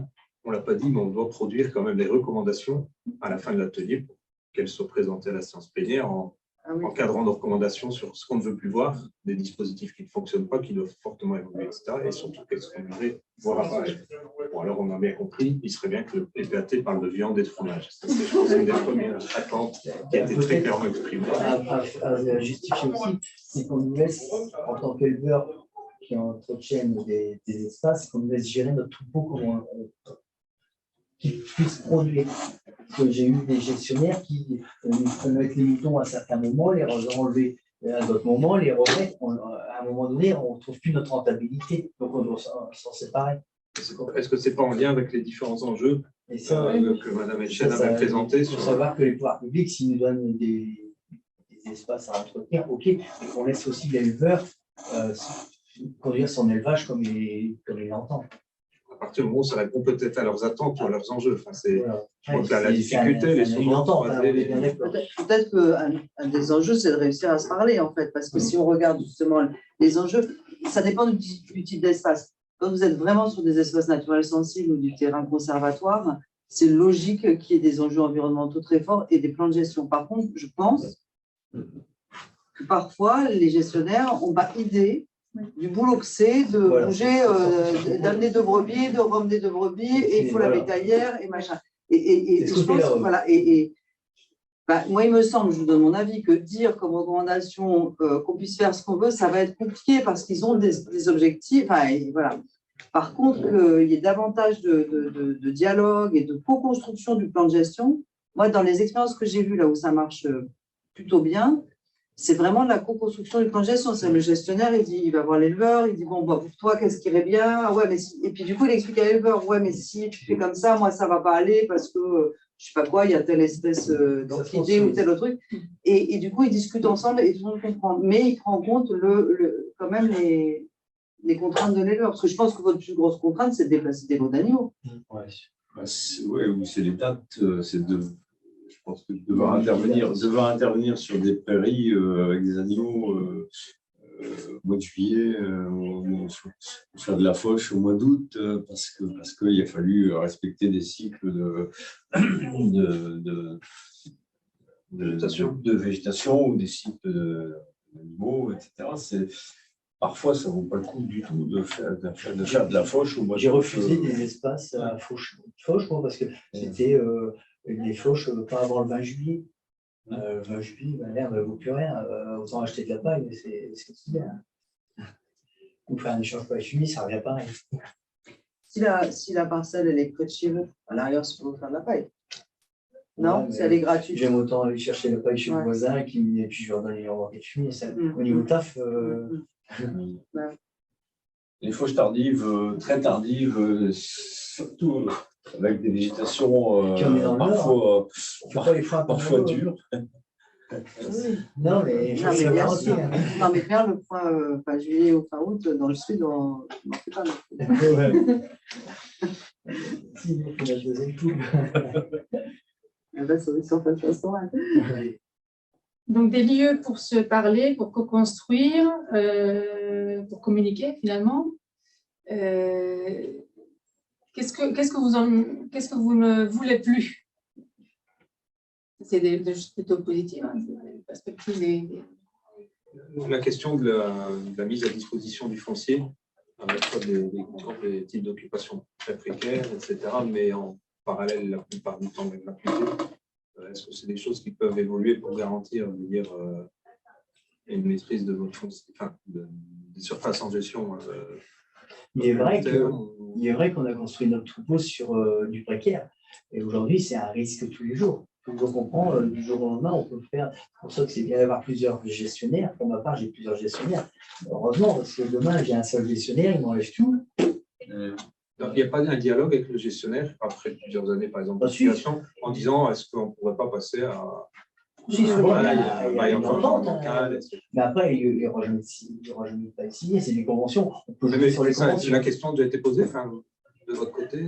Non, ça se passe relativement bien. Du coup, non, mais vous, de votre côté, est-ce que du côté de la collectivité, est-ce qu'ils vous ont déjà laissé sous-entendre que ça pourrait évoluer en bailliage environnemental, par exemple? Non, on est bien conscient que c'est des terres du domaine public et que. Parce que, je prends l'exemple dans lequel j'ai été jusqu'à l'année dernière. en PNR, on a fini par mettre des baux environnementaux avec des agriculteurs qui géraient des terrains de propriété du parc en tant que gestionnaire, mais parce qu'on savait aussi que ça soutenait une certaine économie agricole. Et après, l'idée, c'était de servir de démonstrateur pour justement faire parler des baux environnementaux quand ils sont apparus. Mais, non, une petite rémunération, très légère. Moi, j'aurais une demande particulière pour ce qui est des gestionnaires qui proposent des milieux humides. Et lorsque ces milieux humides sont éloignés des exploitations, parfois, on l'a vu en bovin, on ne peut pas mettre de femelles qui sont trop sensibles sur des milieux trop parasités. Donc, on développait un système avec des bœufs, notamment dans la race flamande. Et il faudrait que ces gestionnaires aient conscience du problème de l'hivernage de ces animaux. C'est tout bête, mais si l'éleveur doit rentrer ces animaux chez lui, ça représente un coût qui peut être important.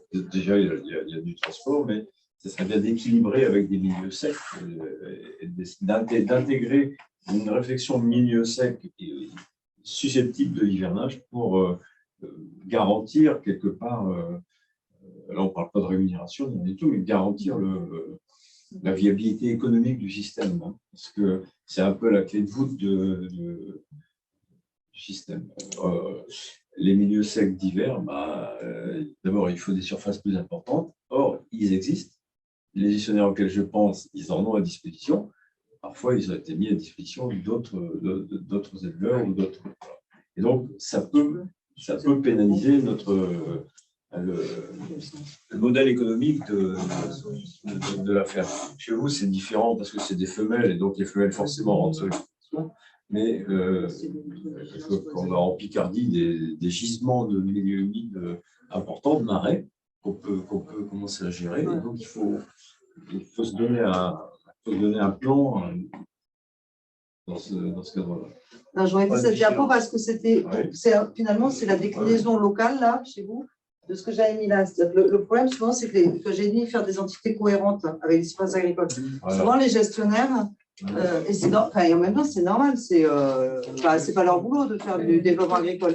Les gestionnaires, ils voient les surfaces qu'ils ont à mettre à disposition, voilà, mais ils n'ont pas l'idée de comment ça va s'articuler. Alors, soit, justement, je disais s'il faut mettre un bâtiment, mais là, c'est la question des milieux secs, ou s'il faut faire un peu de foin, etc. Et je pense que cette vision-là, avoir un moment. Alors moi, je pense que c'est aussi toujours pareil, mais moi, je pense à la concert. Je pense que c'est le dialogue qui va faire ça. Et que les éleveurs puissent expliquer ce que tu viens de dire en disant voilà, moi, mes bœufs, je ne sais pas comment faire l'hiver, ou mes moutons aussi. Enfin, il faut du bâtiment. Les moutons, vous ne voulez pas, vous faites de la bergerie. Mais oui, bon, les bœufs, je sais pas où les mettre l'hiver. Si j'avais des terrains secs, ça me permettrait de faire du 100% herbe, etc. Et il y a peut-être d'autres espaces, il y a peut-être des endroits où il n'y a pas d'enjeux agro-environnementaux importants, je pense en ville, où là on pourrait mettre des boules de foin, si jamais. Parce que sur les espaces naturels, on ne peut pas mettre de boules de foin, mais il y a peut-être. Et donc cette histoire de comment on fait un foncier cohérent pour les gens qui utilisent l'espace naturel, ça c'est vrai partout et c'est un problème partout. Et je pense que c'est finalement ce qui va distinguer la pratique de l'éco-pastoralisme, de l'éco-pâturage par des agriculteurs. Oui. De celui qui peut se faire par des entreprises. Oui. Si on veut soutenir l'économie agricole, il faut qu'on soutienne l'ensemble de la nécessité, du besoin. Je prends, c'est ce que vous voulez essayer de sous-entendre, mais une collectivité qui s'intéresse à la préservation des espaces naturels de qualité écologique importante va ne faire qu'acheter des milieux humides, des milieux des pelouses calcicoles, mais ne va pas prendre en compte, en plus dans un marché foncier très concurrentiel, il y a aussi des hectares à acheter pour assurer la compensation. Il faudrait compenser ces milieux humides qui doivent être gérés et qui représentent quand même des problèmes. Je veux dire, en termes de gestion parasitaire, c'est quand même l'éleveur qui doit l'assumer, ça. Dans l'opération de compensation dont vous avez pu profiter, est-ce que ce n'était que des terrains à grande valeur écologique ou bien il y avait de quoi assurer le retrait? C'est des terres, c'est des bonnes terres. C'est des terres qui venaient d'un patatier. Je ne suis pas été trop avancé dans cette terre. Mais par contre, il m'a fallu derrière ça 10 ans pour ramener la terre à qu'elle sorte de la terre. Et quand vous avez eu ça? Pardon, mais comment vous avez eu l'attribution de ces terres? Parfois, on se retrouve dans des endroits, on a dit oui à un endroit, on a mis un micro là, on était allé à un arbre là, puis un jour on pense à oui, voilà. C'est la relation. C'est du relationnel, mais le relationnel, il se crée très jeune et ça m'arrête d'opportunité. Enfin, on vous propose, quand vous, depuis gamin, vous voulez vous installer, un jour on vous propose 18 hectares. Si c'est pas vous qui le prenez, c'est l'autre à côté. Et puis, non, tu n'as pas le droit de dire non. Et quand vous avez battu la campagne pour vous installer à droite, à gauche, il ne faut pas oublier qu'il y a 25 ans, on trouvait très peu de fermes à céder dans le Nord-Pas-de-Calais. Là, maintenant, la population agricole vieillit, on trouve un peu plus à d'autres tarifs, mais il y a 25 ans, on trouvait. Et puis j'avais tous les copains du même âge qu'on voulait tous s'installer. On était parfois. Ah, t'as été voir là? Ouais, bah ouais, mais on en était là, parce qu'on ne trouvait pas un hectare. Bon, maintenant, toujours pas. Mais. Pour ça, pardon, juste pour finir sur pastoral, pour ça, vous êtes pastoral, parce qu'on a coutume de dire que les éleveurs pastoraux, les bergers, ils ne sont jamais chez eux. En fait, c'est ça. Ce qui caractérise le pastoral, c'est qu'on est toujours chez les autres et que du coup, ça demande des compétences sociales plus fortes que quand on est chez soi. Et ça va même beaucoup plus loin. À mon corps, j'ai appris les terres sur Arc, avec plein de zones inondables, interdit de construire. Et la bergerie, on le fait où? Il a fallu que j'ai retrouvé un vieux corps de ferme que j'ai dû abattre pour une partie et je suis en bail amphithéotique. Tout ce que j'ai construit m'appartient, mais la terre ne m'appartient pas. Mais bon, le jour que je partirai, de toute façon, je ne partirai pas du tout. Il y a une question en ligne posée par le seul participant connecté, mais je pense qu'après, il nous restera juste un peu de temps pour aborder faire le lien avec quand même le sujet de la journée, donc l'alimentation, éco-pâturage, race locale et alimentation. On n'en a pas encore trop parlé, on a commencé à évoquer un peu les difficultés, mais donc la question c'est comment se passe justement l'accès au foncier? Est-ce que c'est par des appels d'offres? Est-ce que c'est de la mise en concurrence? Est-ce qu'il y a des critères assez précis et stricts? Il y en a de plus en plus. Il y a de plus en plus de systèmes d'appels d'offres qui se sont développés par les collectivités, parce qu'au départ, ça fonctionnait beaucoup par contact direct, et puis une personne qui répondait, qui faisait l'affaire, qui faisait son expérience était positive. Mais tout ça à terme. Il n'y avait pas beaucoup de gens comme ça à l'époque où mon père démarrait il y a 10 ans. Il n'y avait pas beaucoup de gens qui avaient envie d'aller faire ça, donc vous dites que ça va être et tout. Et qu'avec le peu de ressources sur l'expérience qu'il y a maintenant, je disais, c'est quand même intéressant. Il y a beaucoup plus de demandes maintenant, et ça, c'est un point, dans les points de vigilance, moi j'avais noté, concurrence entre éleveurs et entre races, la notion de jalousie, elle commence à arriver partout, je le sens très fort, et donc les collectivités et celles qui sont redevables d'un service public mettent en place des cahiers de charges. Alors notre boulot, nous, c'est d'insérer la race régionale comme critère prioritaire. On y arrive bien ou on y arrive moins bien, ça dépend des partenaires, des partenariats, de l'historique qu'on a avec eux. Mais il y en a qui vont dire la bio. Voilà, là, il y a un vrai. Il y a sans doute des instances de négociation à avoir parce que chacun va aller tirer sur son truc. Oui, on va faire du plus en plus de mieux-disant. Je dirais maintenant, le top du top, c'est le cahier des charges sera plutôt favoriser l'éleveur à la fois local, à la fois en race locale et à la fois en bio. C'est-à-dire celui qui remplit, qui coche les 3 cases, a priori, il est quasiment garanti du succès. Oui, mais c'est là que la question de la précarité, excuse-moi, je t'interromps, mais la question de la précarité va se poser. C'est-à-dire que pour l'instant, là où ça marche bien, sauf si c'est un truc qui était à lotir, et si c'est loti, on va. Et s'il y a de la mise en concurrence par appel d'offres avec le mieux disant, et là, il y a peut-être des risques. Donc peut-être que là, il faut prendre en compte le risque de précarité. Dans le dernier appel d'offres qu'on a fait, je crois qu'il y avait un des critères, c'était aussi le fait qu'on soit des gens. Donc il y a une prime. C'est-à-dire qu'ils considèrent quand même que quelqu'un qui se sert des coopératives Et il a une sorte de dans le sens où ça fait partie de son système économique. Ça fait tes preuves quelque part, aussi, donc tu ne représentes pas cet éleveur qui est connu, sécurise quelque part le gestionnaire. Parce que je l'ai dit à Corinne, dans les 2-3 jours, on a eu beaucoup d'expériences désastreuses avec des éleveurs qui n'ont pas abouti là où ils devaient aboutir, qui n'ont pas respecté leurs engagements, qui ne sont même jamais venus alors qu'ils devaient venir. C'est comme ça que ton père, il s'est acéré. Je crois, je ne me rappelle plus l'histoire. Je m'en souviens très bien. C'est peut-être un beau rêve, mais est-ce que vous pensez qu'il y aurait besoin à un moment donné, au final, d'une espèce de vade-mecum ou bien de cahier de charge type qu'on proposerait à l'ensemble des collectivités pour… Pas sûr, parce que chaque espace est différent. Ouais, c'est ça. Chaque espace est différent. Il faut quand même que ça soit adapté à l'espace. Hein. Non, mais quand on cahier de charge, c'est pas le nombre de bêtes sur tel espace, mais sur la partie comment on attribue la… Si on priorise la race locale, on va être que d'accord. Pour l'instant, la négociation, ou en tout cas les dialogues entre vous et les collectivités se fait en bilatéral. J'ai bien compris. Ouais, ou avec des structures comme les nôtres qui sont un peu intermédiaires et qui jouent. Comment elle m'a dit une fois, une personne du département, pas entremetteur, mais le gars qui cherche des marchés,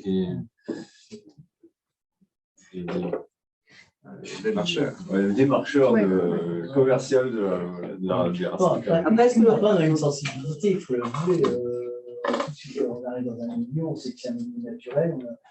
Je pense qu'on a aussi tous celui qui fait ça, il a une sensibilité. Moi, j'arrive à un espace, je vais aller voir, je vais regarder je vais voir s'il y a un capricorne.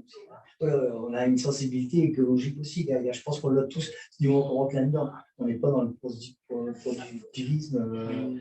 Il n'y a pas que des paysans, des gros paysans comme j'ai entendu ce matin. Si je n'ai pas posé la question, c'est quoi un gros il n'y a pas que ça, il y a des gens qui ont une sensibilité. Je pense que si on rentre dans les éco-pâturages, on l'a cette sensibilité. Sur quoi, si on ne l'a pas, je pense qu'on ne fera pas du bon.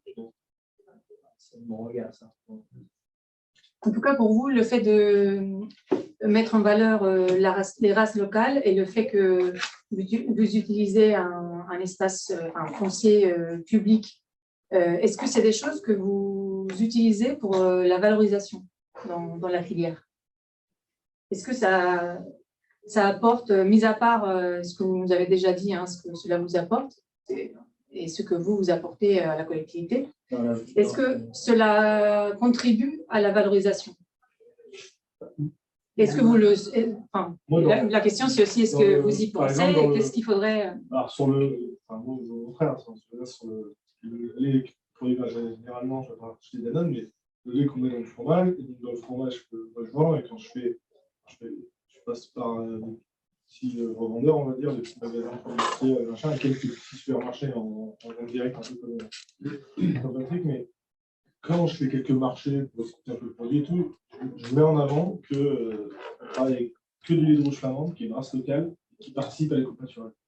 Parce que c'est ça, toutes les vaches sont quoi dans on participe à l'éco-pâturage, et donc on participe à ce truc, et c'est des vaches, et je dis bien que c'est des vaches qui valorisent l'herbe, et que c'est important pour nous.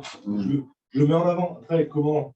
C'est dans un argumentaire, c'est pas tout seul ce point-là. Mais moi, je le mets en avant parce que moi, je suis sensible à ça, comme je vous dis, j'ai grandi avec cette nature autour de moi, avec ses pâtures et voir ces vaches pâturées. Quand je vois des vaches à côté, ces vaches, c'est quand même dans la terre. C'est tout, c'est son système. Mais ça me fait mal au cœur. Et donc, j'aime mettre en avant ça, de dire aujourd'hui, voilà, ce fromage, il est produit avec des vaches qui pâturent, qui participent à l'éco-pâturage, donc par la sauvegarde et la durabilité de l'environnement, en partie. Pas à 100%, parce qu'on n'est pas dans un système bio, on n'est pas dans un système assez extensif chez nous, mais voilà, moi je le mets en avant et je pense que c'est un argument parmi deux. Il y a un échange là en ligne. L'idée étant de dire, par exemple, au travers de l'association Montaut de Boulonnais, je ne pense pas que l'association Rouge Flamande en soit à ce niveau-là, mais ça peut être aussi à vous, l'association peut faire du lobbying auprès des collectivités pour préciser un peu l'ensemble du métier d'experts que vous avez en tant qu'éleveur et entre guillemets, pâtureur. C'est ce que j'ai fait avec la mairie. J'étais des deux côtés. Je suis responsable de service espace vert à l'usine de Luzerne. Et ils voulaient, c'est pas venu de moi, ils voulaient mettre une partie sur 1,5 litre des covoiturages. Bon, bah là, c'est moi qui fais le lobbying. J'ai dit, qu'est-ce qu'il faut. Alors, c'était marrant parce que c'est moi, je faisais les deux, quoi. C'est moi qui posais les questions, et c'est l'association qui a répondu. Mais enfin, là,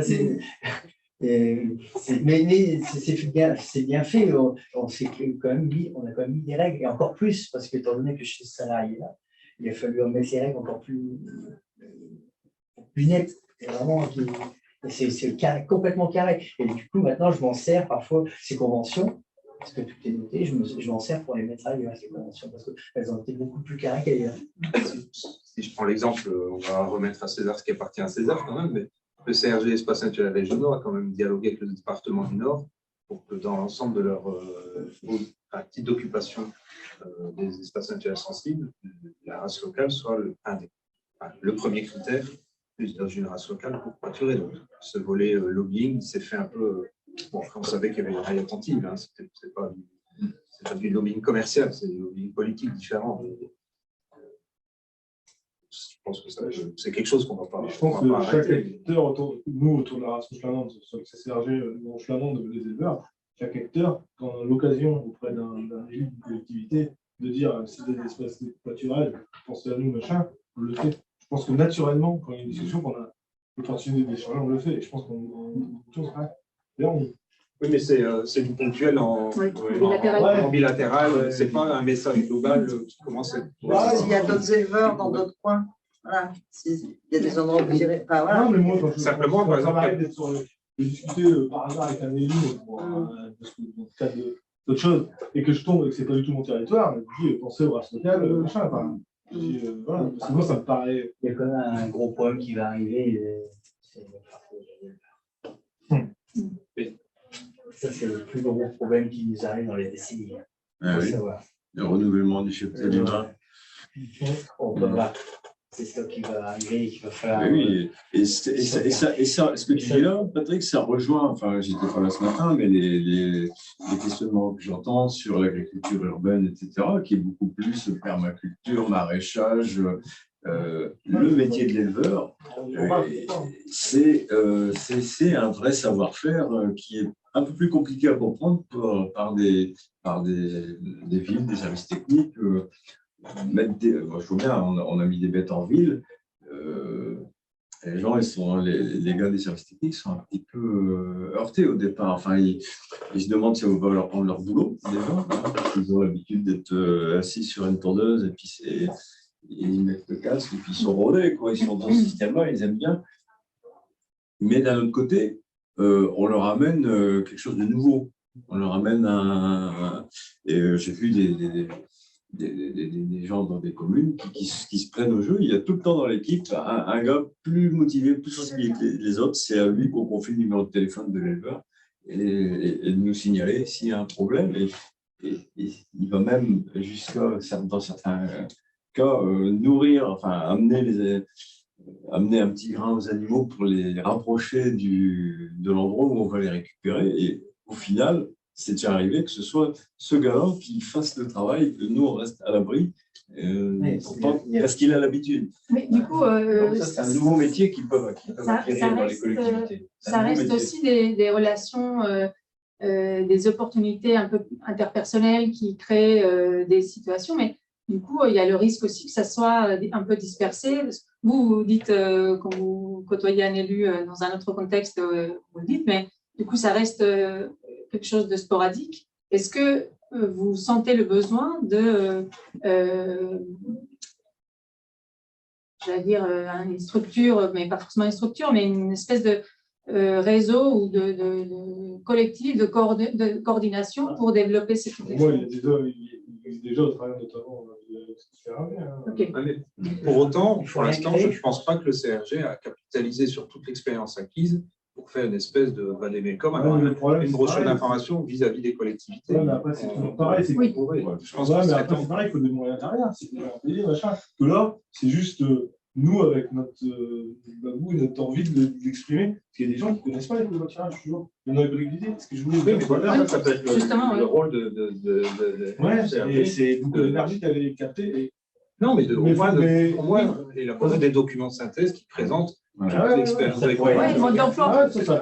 Non, mais c'est sûr que ça avec fait les beaucoup plus. difficultés rencontrées, les opportunités et des pistes. Ah, c'est sûr. Aujourd'hui, la journée, on espère pouvoir la valoriser, bien entendu, mais C'est sûr. Mais moi, je veux dire, nous, notre niveau des heures, c'est quand on prend en compte le temps. Ouais. Et puis surtout aussi, ne pas négliger la signalétique sur le lieu, faire de la PLV, de la publicité sur le lieu de vente. Hein. Ça, on ne le fait pas du tout. Moi, j'ai été très étonnée, il n'y a pas un panneau nulle part. Ça, c'est clair. Alors que le C'est vrai qu'on communique pas. Ça, en gros, j'ai eu un panneau, c'est à près de Douai. Je t'avais dit qu'une fois j'avais vu à Courchevel. C'est le seul endroit où j'ai vu une Sur les gaps, il y a des panneaux. oui, mais Sur les gaps, il y a des panneaux sur les covoiturages. Mais ça valorise bien la race boulonnaise, Ouais. ces panneaux-là. Est-ce que ça valorise la démarche? pas ça, mais je dis, Non, moi, mais je il y a pense qu'il y a- les différents. On a Enfin, un gros- quand même, Oui, faut- oui, oui. faut on a un se gros dire- travail. quand même Moi, se dire les choses. Il y a plusieurs, on voit bien qu'il y a plusieurs trucs. Moi, je pense que vous avez créé un truc qui me semble très intéressant. C'est ce que vous venez de dire, un espèce de triptyque éleveur local, race locale, herbe, on va dire. Voilà, système herbage, enfin voilà, au pastoraux. Voilà. Mais j'ai tendance à dire, il ne faut pas se voiler la face. Il y a peut-être que ça ne va pas être que des races locales non plus. S'il faut sauver l'élevage, enfin, il faut. Moi, je pense que vous avez, je vous donne mon avis d'extérieur, vous avez un enjeu à résoudre ce problème qui est par où il faut prendre le fil. Et peut-être que l'enjeu premier, enfin, tout le monde n'a pas le même enjeu premier. Il y a un enjeu qui est de sauver les races locales, et je trouve que ça a été assez malin de faire ce que vous avez fait, c'est-à-dire de pousser à ce qu'il y ait ce critère-là dans les appels, dans les cahiers des charges, dans les appels à manifestation d'intérêt. Mais peut-être que sauver l'élevage, parce que le truc qu'il y a, parce que l'élevage ailleurs, il y en a, enfin, l'élevage ne va pas forcément super bien, mais dans d'autres régions, il y en a de l'élevage. Et des gens qui s'installent ici, le problème, c'est que vous êtes entouré de pommes de terre. C'est l'impression que j'ai de pommes de terre, de trucs, et que donc l'élevage, et surtout l'élevage herbagé au milieu de ça, et donc du coup, comment sauver l'élevage? Voilà, il y a tous les fils à suivre. Dans les grands territoires, je ne vais plus dire les grands territoires, mais dans les territoires herbagés du Nord-Pas-de-Calais et des Hauts-de-France, il y a déjà pas mal d'acteurs, les PNR notamment, qui travaillent sur la valorisation de l'herbe. La Chambre également, il y a déjà des grosses opérations. Donc, je ne pense pas que, en tout cas, à notre niveau ici, on ait une plus-value à apporter, si ce n'est par rapport au volet, soit race locale, soit qualité alimentaire, etc. Mais je pense qu'il y a un enjeu quand même aussi. Donc, je vous dis ce que j'ai vu ces jours-ci. Sur le mouton, vous avez fait un truc. Là, vous dites qu'il y a le fromage qui va commencer, mais sinon, la valorisation de la démarche, effectivement, il n'y a pas de signalétique. Vous n'avez pas forcément un. Parce que rouge, comment c'est, excellence rouge? Rouge flamand d'excellence. Ça, par contre, ça peut être fait avec des bovins 100% maïs, par exemple, en poussant. Donc, je pense qu'à un moment, sans parler des consommateurs, je pense que pour les collectivités, il faut aussi des choses compréhensibles et simples. Et là, il y a plusieurs choses qui sont mélangées. Et en soi, il faut qu'ils comprennent qu'est-ce qui relève de quoi. Sinon, c'est un argumentaire qui peut vite aussi se faire attaquer en disant « Ah ouais, mais vous défendez ça, mais en fait, ça, c'est pas de l'herbe. Vous faites de l'herbe, mais il y en a d'autres non. » Et enfin, je n'ai pas la réponse, hein, sinon, parce que je pense que la réponse, elle est complexe. Par contre, l'idée d'avoir un com qui explique. On communique entre le lien entre notre production d'agneaux et l'éleveur. D'ailleurs, la dernière affiche millésime, on fait une affiche millésime chaque année, chaque boucher c'est notre fiche. Ça fait 2 ans qu'on a pris enfin l'éleveur, parce que c'est grâce à les grandes surfaces qui m'ont non, il faut que tu fasses comme ça. Donc, on a tout à apprendre pour la et du coup, on a mis en gros un agneau dans. Enfin, pas mis un agneau. L'agneau, c'est pas vendeur, parce que faut faire attention à tout ça. Parce que les gens, ils ne voudraient pas manger s'ils voient un petit agneau. Le petit agneau, il faut faire attention, il ne faut pas mettre le petit agneau derrière le plat de la boucherie, il faut faire attention. Bah oui, mais ça, faut enfin, mettre je sais pas, l'éleveur moi, dans son dans les état. Pyrénées, Ah on met oui. des photos des petits agneaux et des petits. Et puis, enfin, je veux dire, je pense que sur ça aussi, il y a des trucs à déconstruire aussi. Hein, et il faut réapprendre aux gens le lien à la viande. On l'a mis l'éleveur dans l'ITLAB, on a communiqué plus sur ce côté-là, mais c'est vrai que le côté signalétique sur le site. Sur les sites, on le fait passer. On le fait passer. Alors que ce sont des sites quelque part voués au tourisme. Ouais. Hein, souvent, comme c'est un peu des délaissés, des milieux humides, c'est jamais des plaines, des pâtures qui sont en plein milieu d'une plaine à patates. C'est tout le temps des petits coins, tu vois. Bien, il n'y a rien sur la race flamande, 2-3 lignes d'histoire, de l'expérience, qu'est-ce qu'elle a apporté.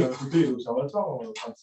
Ben oui, non, mais c'est vrai que les gens il faut vraiment qu'on investisse. Enfin, Gérald ici connaît mon discours là-dessus, et Michel aussi, mais il faut qu'on investisse là-dessus. À Bienne, en plus, ça peut être évolutif. Depuis qu'on a mis l'éco-pâturage à Bienne, il y a de moins, et c'est le technicien lui-même qui le dit, du département, il y a de moins en moins de chardon. Plus ça va, et moins il y a de chardon, plus la planète s'améliore. Donc, c'est des choses qui sont faciles à communiquer, c'est très, très, très simple. Et puis faire le lien peut-être avec les produits, et vous retrouverez ces produits chez un tel. Et là, on fait vraiment le lien. Ça, c'est pas fait. Notre collègue, voilà, à distance, ça peut être aussi d'ailleurs une belle, non pas une conclusion, mais bon, il n'y a effectivement pas assez de mise en valeur dans le paysage touristique de l'activité qui contribue au maintien des paysages, etc. Il y a un élément qui est quand même important pour tout le monde, et nous on en est bien conscients, c'est que 2023 sera la région Hauts-de-France sera région européenne de la gastronomie, avec des démarches qui vont être lancées avec des chefs cuisiniers, etc., pour valoriser les productions locales. Donc il y a certainement un créneau à prendre dans ce cadre-là. Et également, ça a été certainement en lien avec le besoin de mieux partager, de mieux faire connaître vos métiers, vos difficultés, etc., d'organiser des rencontres, des visites de ferme, des visites d'exploitation, des tours de prairie. Enfin, ça, c'est des choses aussi qui peuvent permettre, que ce soit avec des élus, que ce soit avec des écoles, que ce soit avec des villageois. Enfin, c'est une bonne proposition. Moi, je suis quand même frustrée de ne pas avoir entendu Madame et son expérience de bergère sur le Blanc-Neige, c'est ça? Ouais. Est-ce que vous pouvez nous partager Oui, je voulais que je vous parle de quoi précisément. Ce qui est plus à faire et ce qui voilà, ce qui est plus à faire et ce qu'il faudrait faire. Au niveau des collectivités, enfin de la collectivité. Du lien entre la collectivité et vous. Je ne sais pas trop. Là, le lien entre les collectivités. Moi, je rejoins quand même le truc, tout à l'heure, vous disiez la relation entre les gestionnaires d'espaces naturels et les éleveurs. Clairement, je l'ai bien vu au Blanc-Neige. Le gestionnaire ne se rend pas compte du métier d'éleveur. Et il manque vraiment ces rencontres pour qu'ils comprennent un cycle de production, en fait. Quelquefois, là, en fin de saison, j'ai fait rencontrer les éleveurs et les gestionnaires parce qu'en fait, ils ne se voyaient jamais. En fait. Donc, je pense que c'est vraiment quelque chose qu'il faut continuer. Et le métier de la bergère aussi. Oui. Qui est encore différent du métier d'éleveur parce qu'on n'observe quand même pas les mêmes choses sur le troupeau. Et pourtant, je peux me permettre de poser une question, c'est un peu paradoxal de ce que tu dis, parce que ce gestionnaire en question, a priori, il est lui aussi éleveur, il a des animaux en régie, il connaît les animaux, donc il devrait connaître le métier d'éleveur. Il n'est pas éleveur, il a des animaux en régie, il n'est pas éleveur, il ne fait pas de production. C'est DN62 ? Oui, c'est DN62. Il ne fait pas de production, mais il a un numéro d'élevage. Ah oui, c'est pas le même métier quand même, c'est ce qu'on dit là. C'est que c'est pas le même métier d'être faire d'entreprise, de faire la régie ou d'être éleveur. Ouais.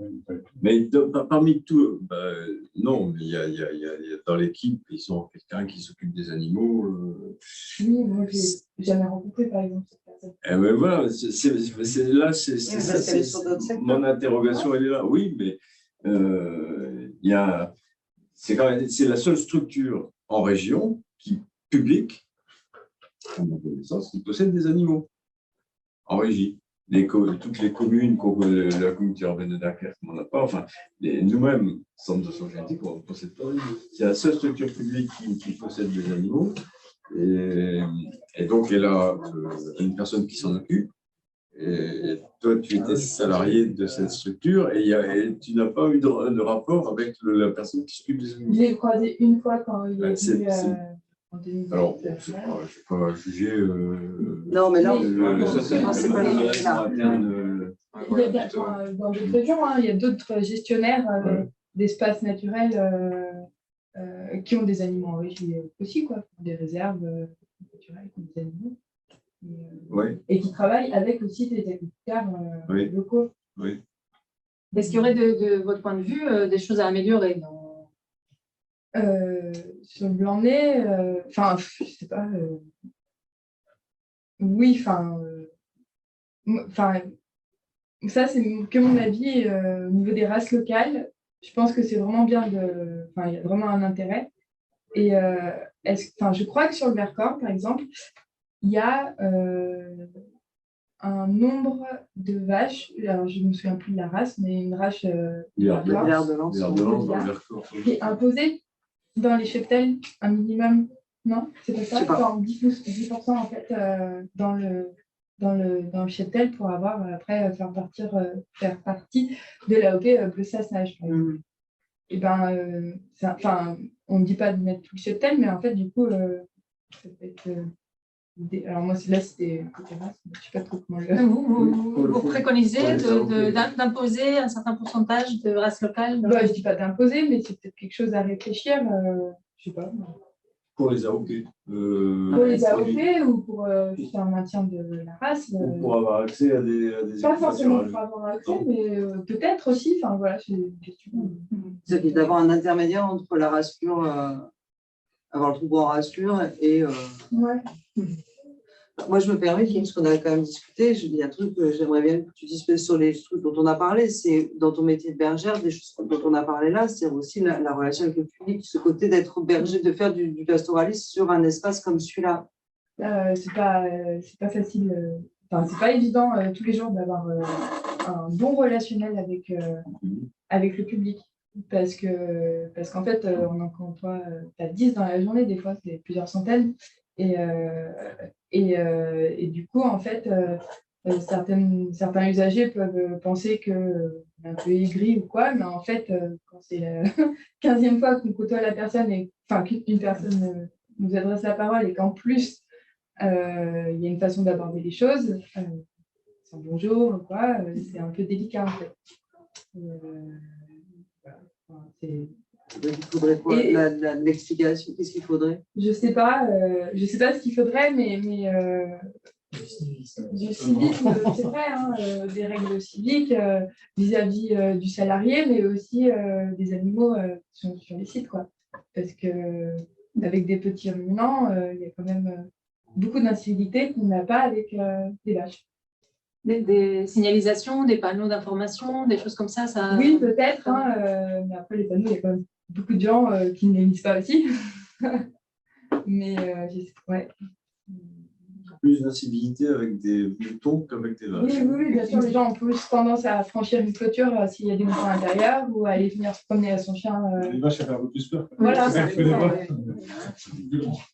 vrai que moi qui suis agriculteur urbain, je suis en pleine ville, très facilement les gens qui se promènent avec leur petit chien qui trouvent normal que. Ils rigolent. Ah, t'as vu, ils ne prennent pas conscience qu'un troupeau peut se jeter. C'est vrai. Ouais, et puis qu'en fait, une brebis, alors ce n'est pas c'est les vaches, mais une brebis qui est dérangée à un moment clé de la journée, elle va mettre quasiment 20 minutes à se remettre à manger. Donc c'est 20 minutes de pâturage de perdu sur 12 heures de pâturage. À chaque chien. À chaque chien. Et c'est pas une brebis, souvent c'est dérangé. Donc, Bon, on arrive vers la fin. Merci beaucoup pour ces échanges très riches. Moi, je vois plein de potentialités. Je pense que on a du matériel pour la plénière, en tout cas. Merci encore. Et puis, je vous invite à comment vous avez fait? Oui, non, allez boire un café. On a 15 minutes, ça. Oui, on a 15 minutes. Un peu moins maintenant. 12 minutes. Et puis, on reprendra la restitution des ateliers sur la salle principale.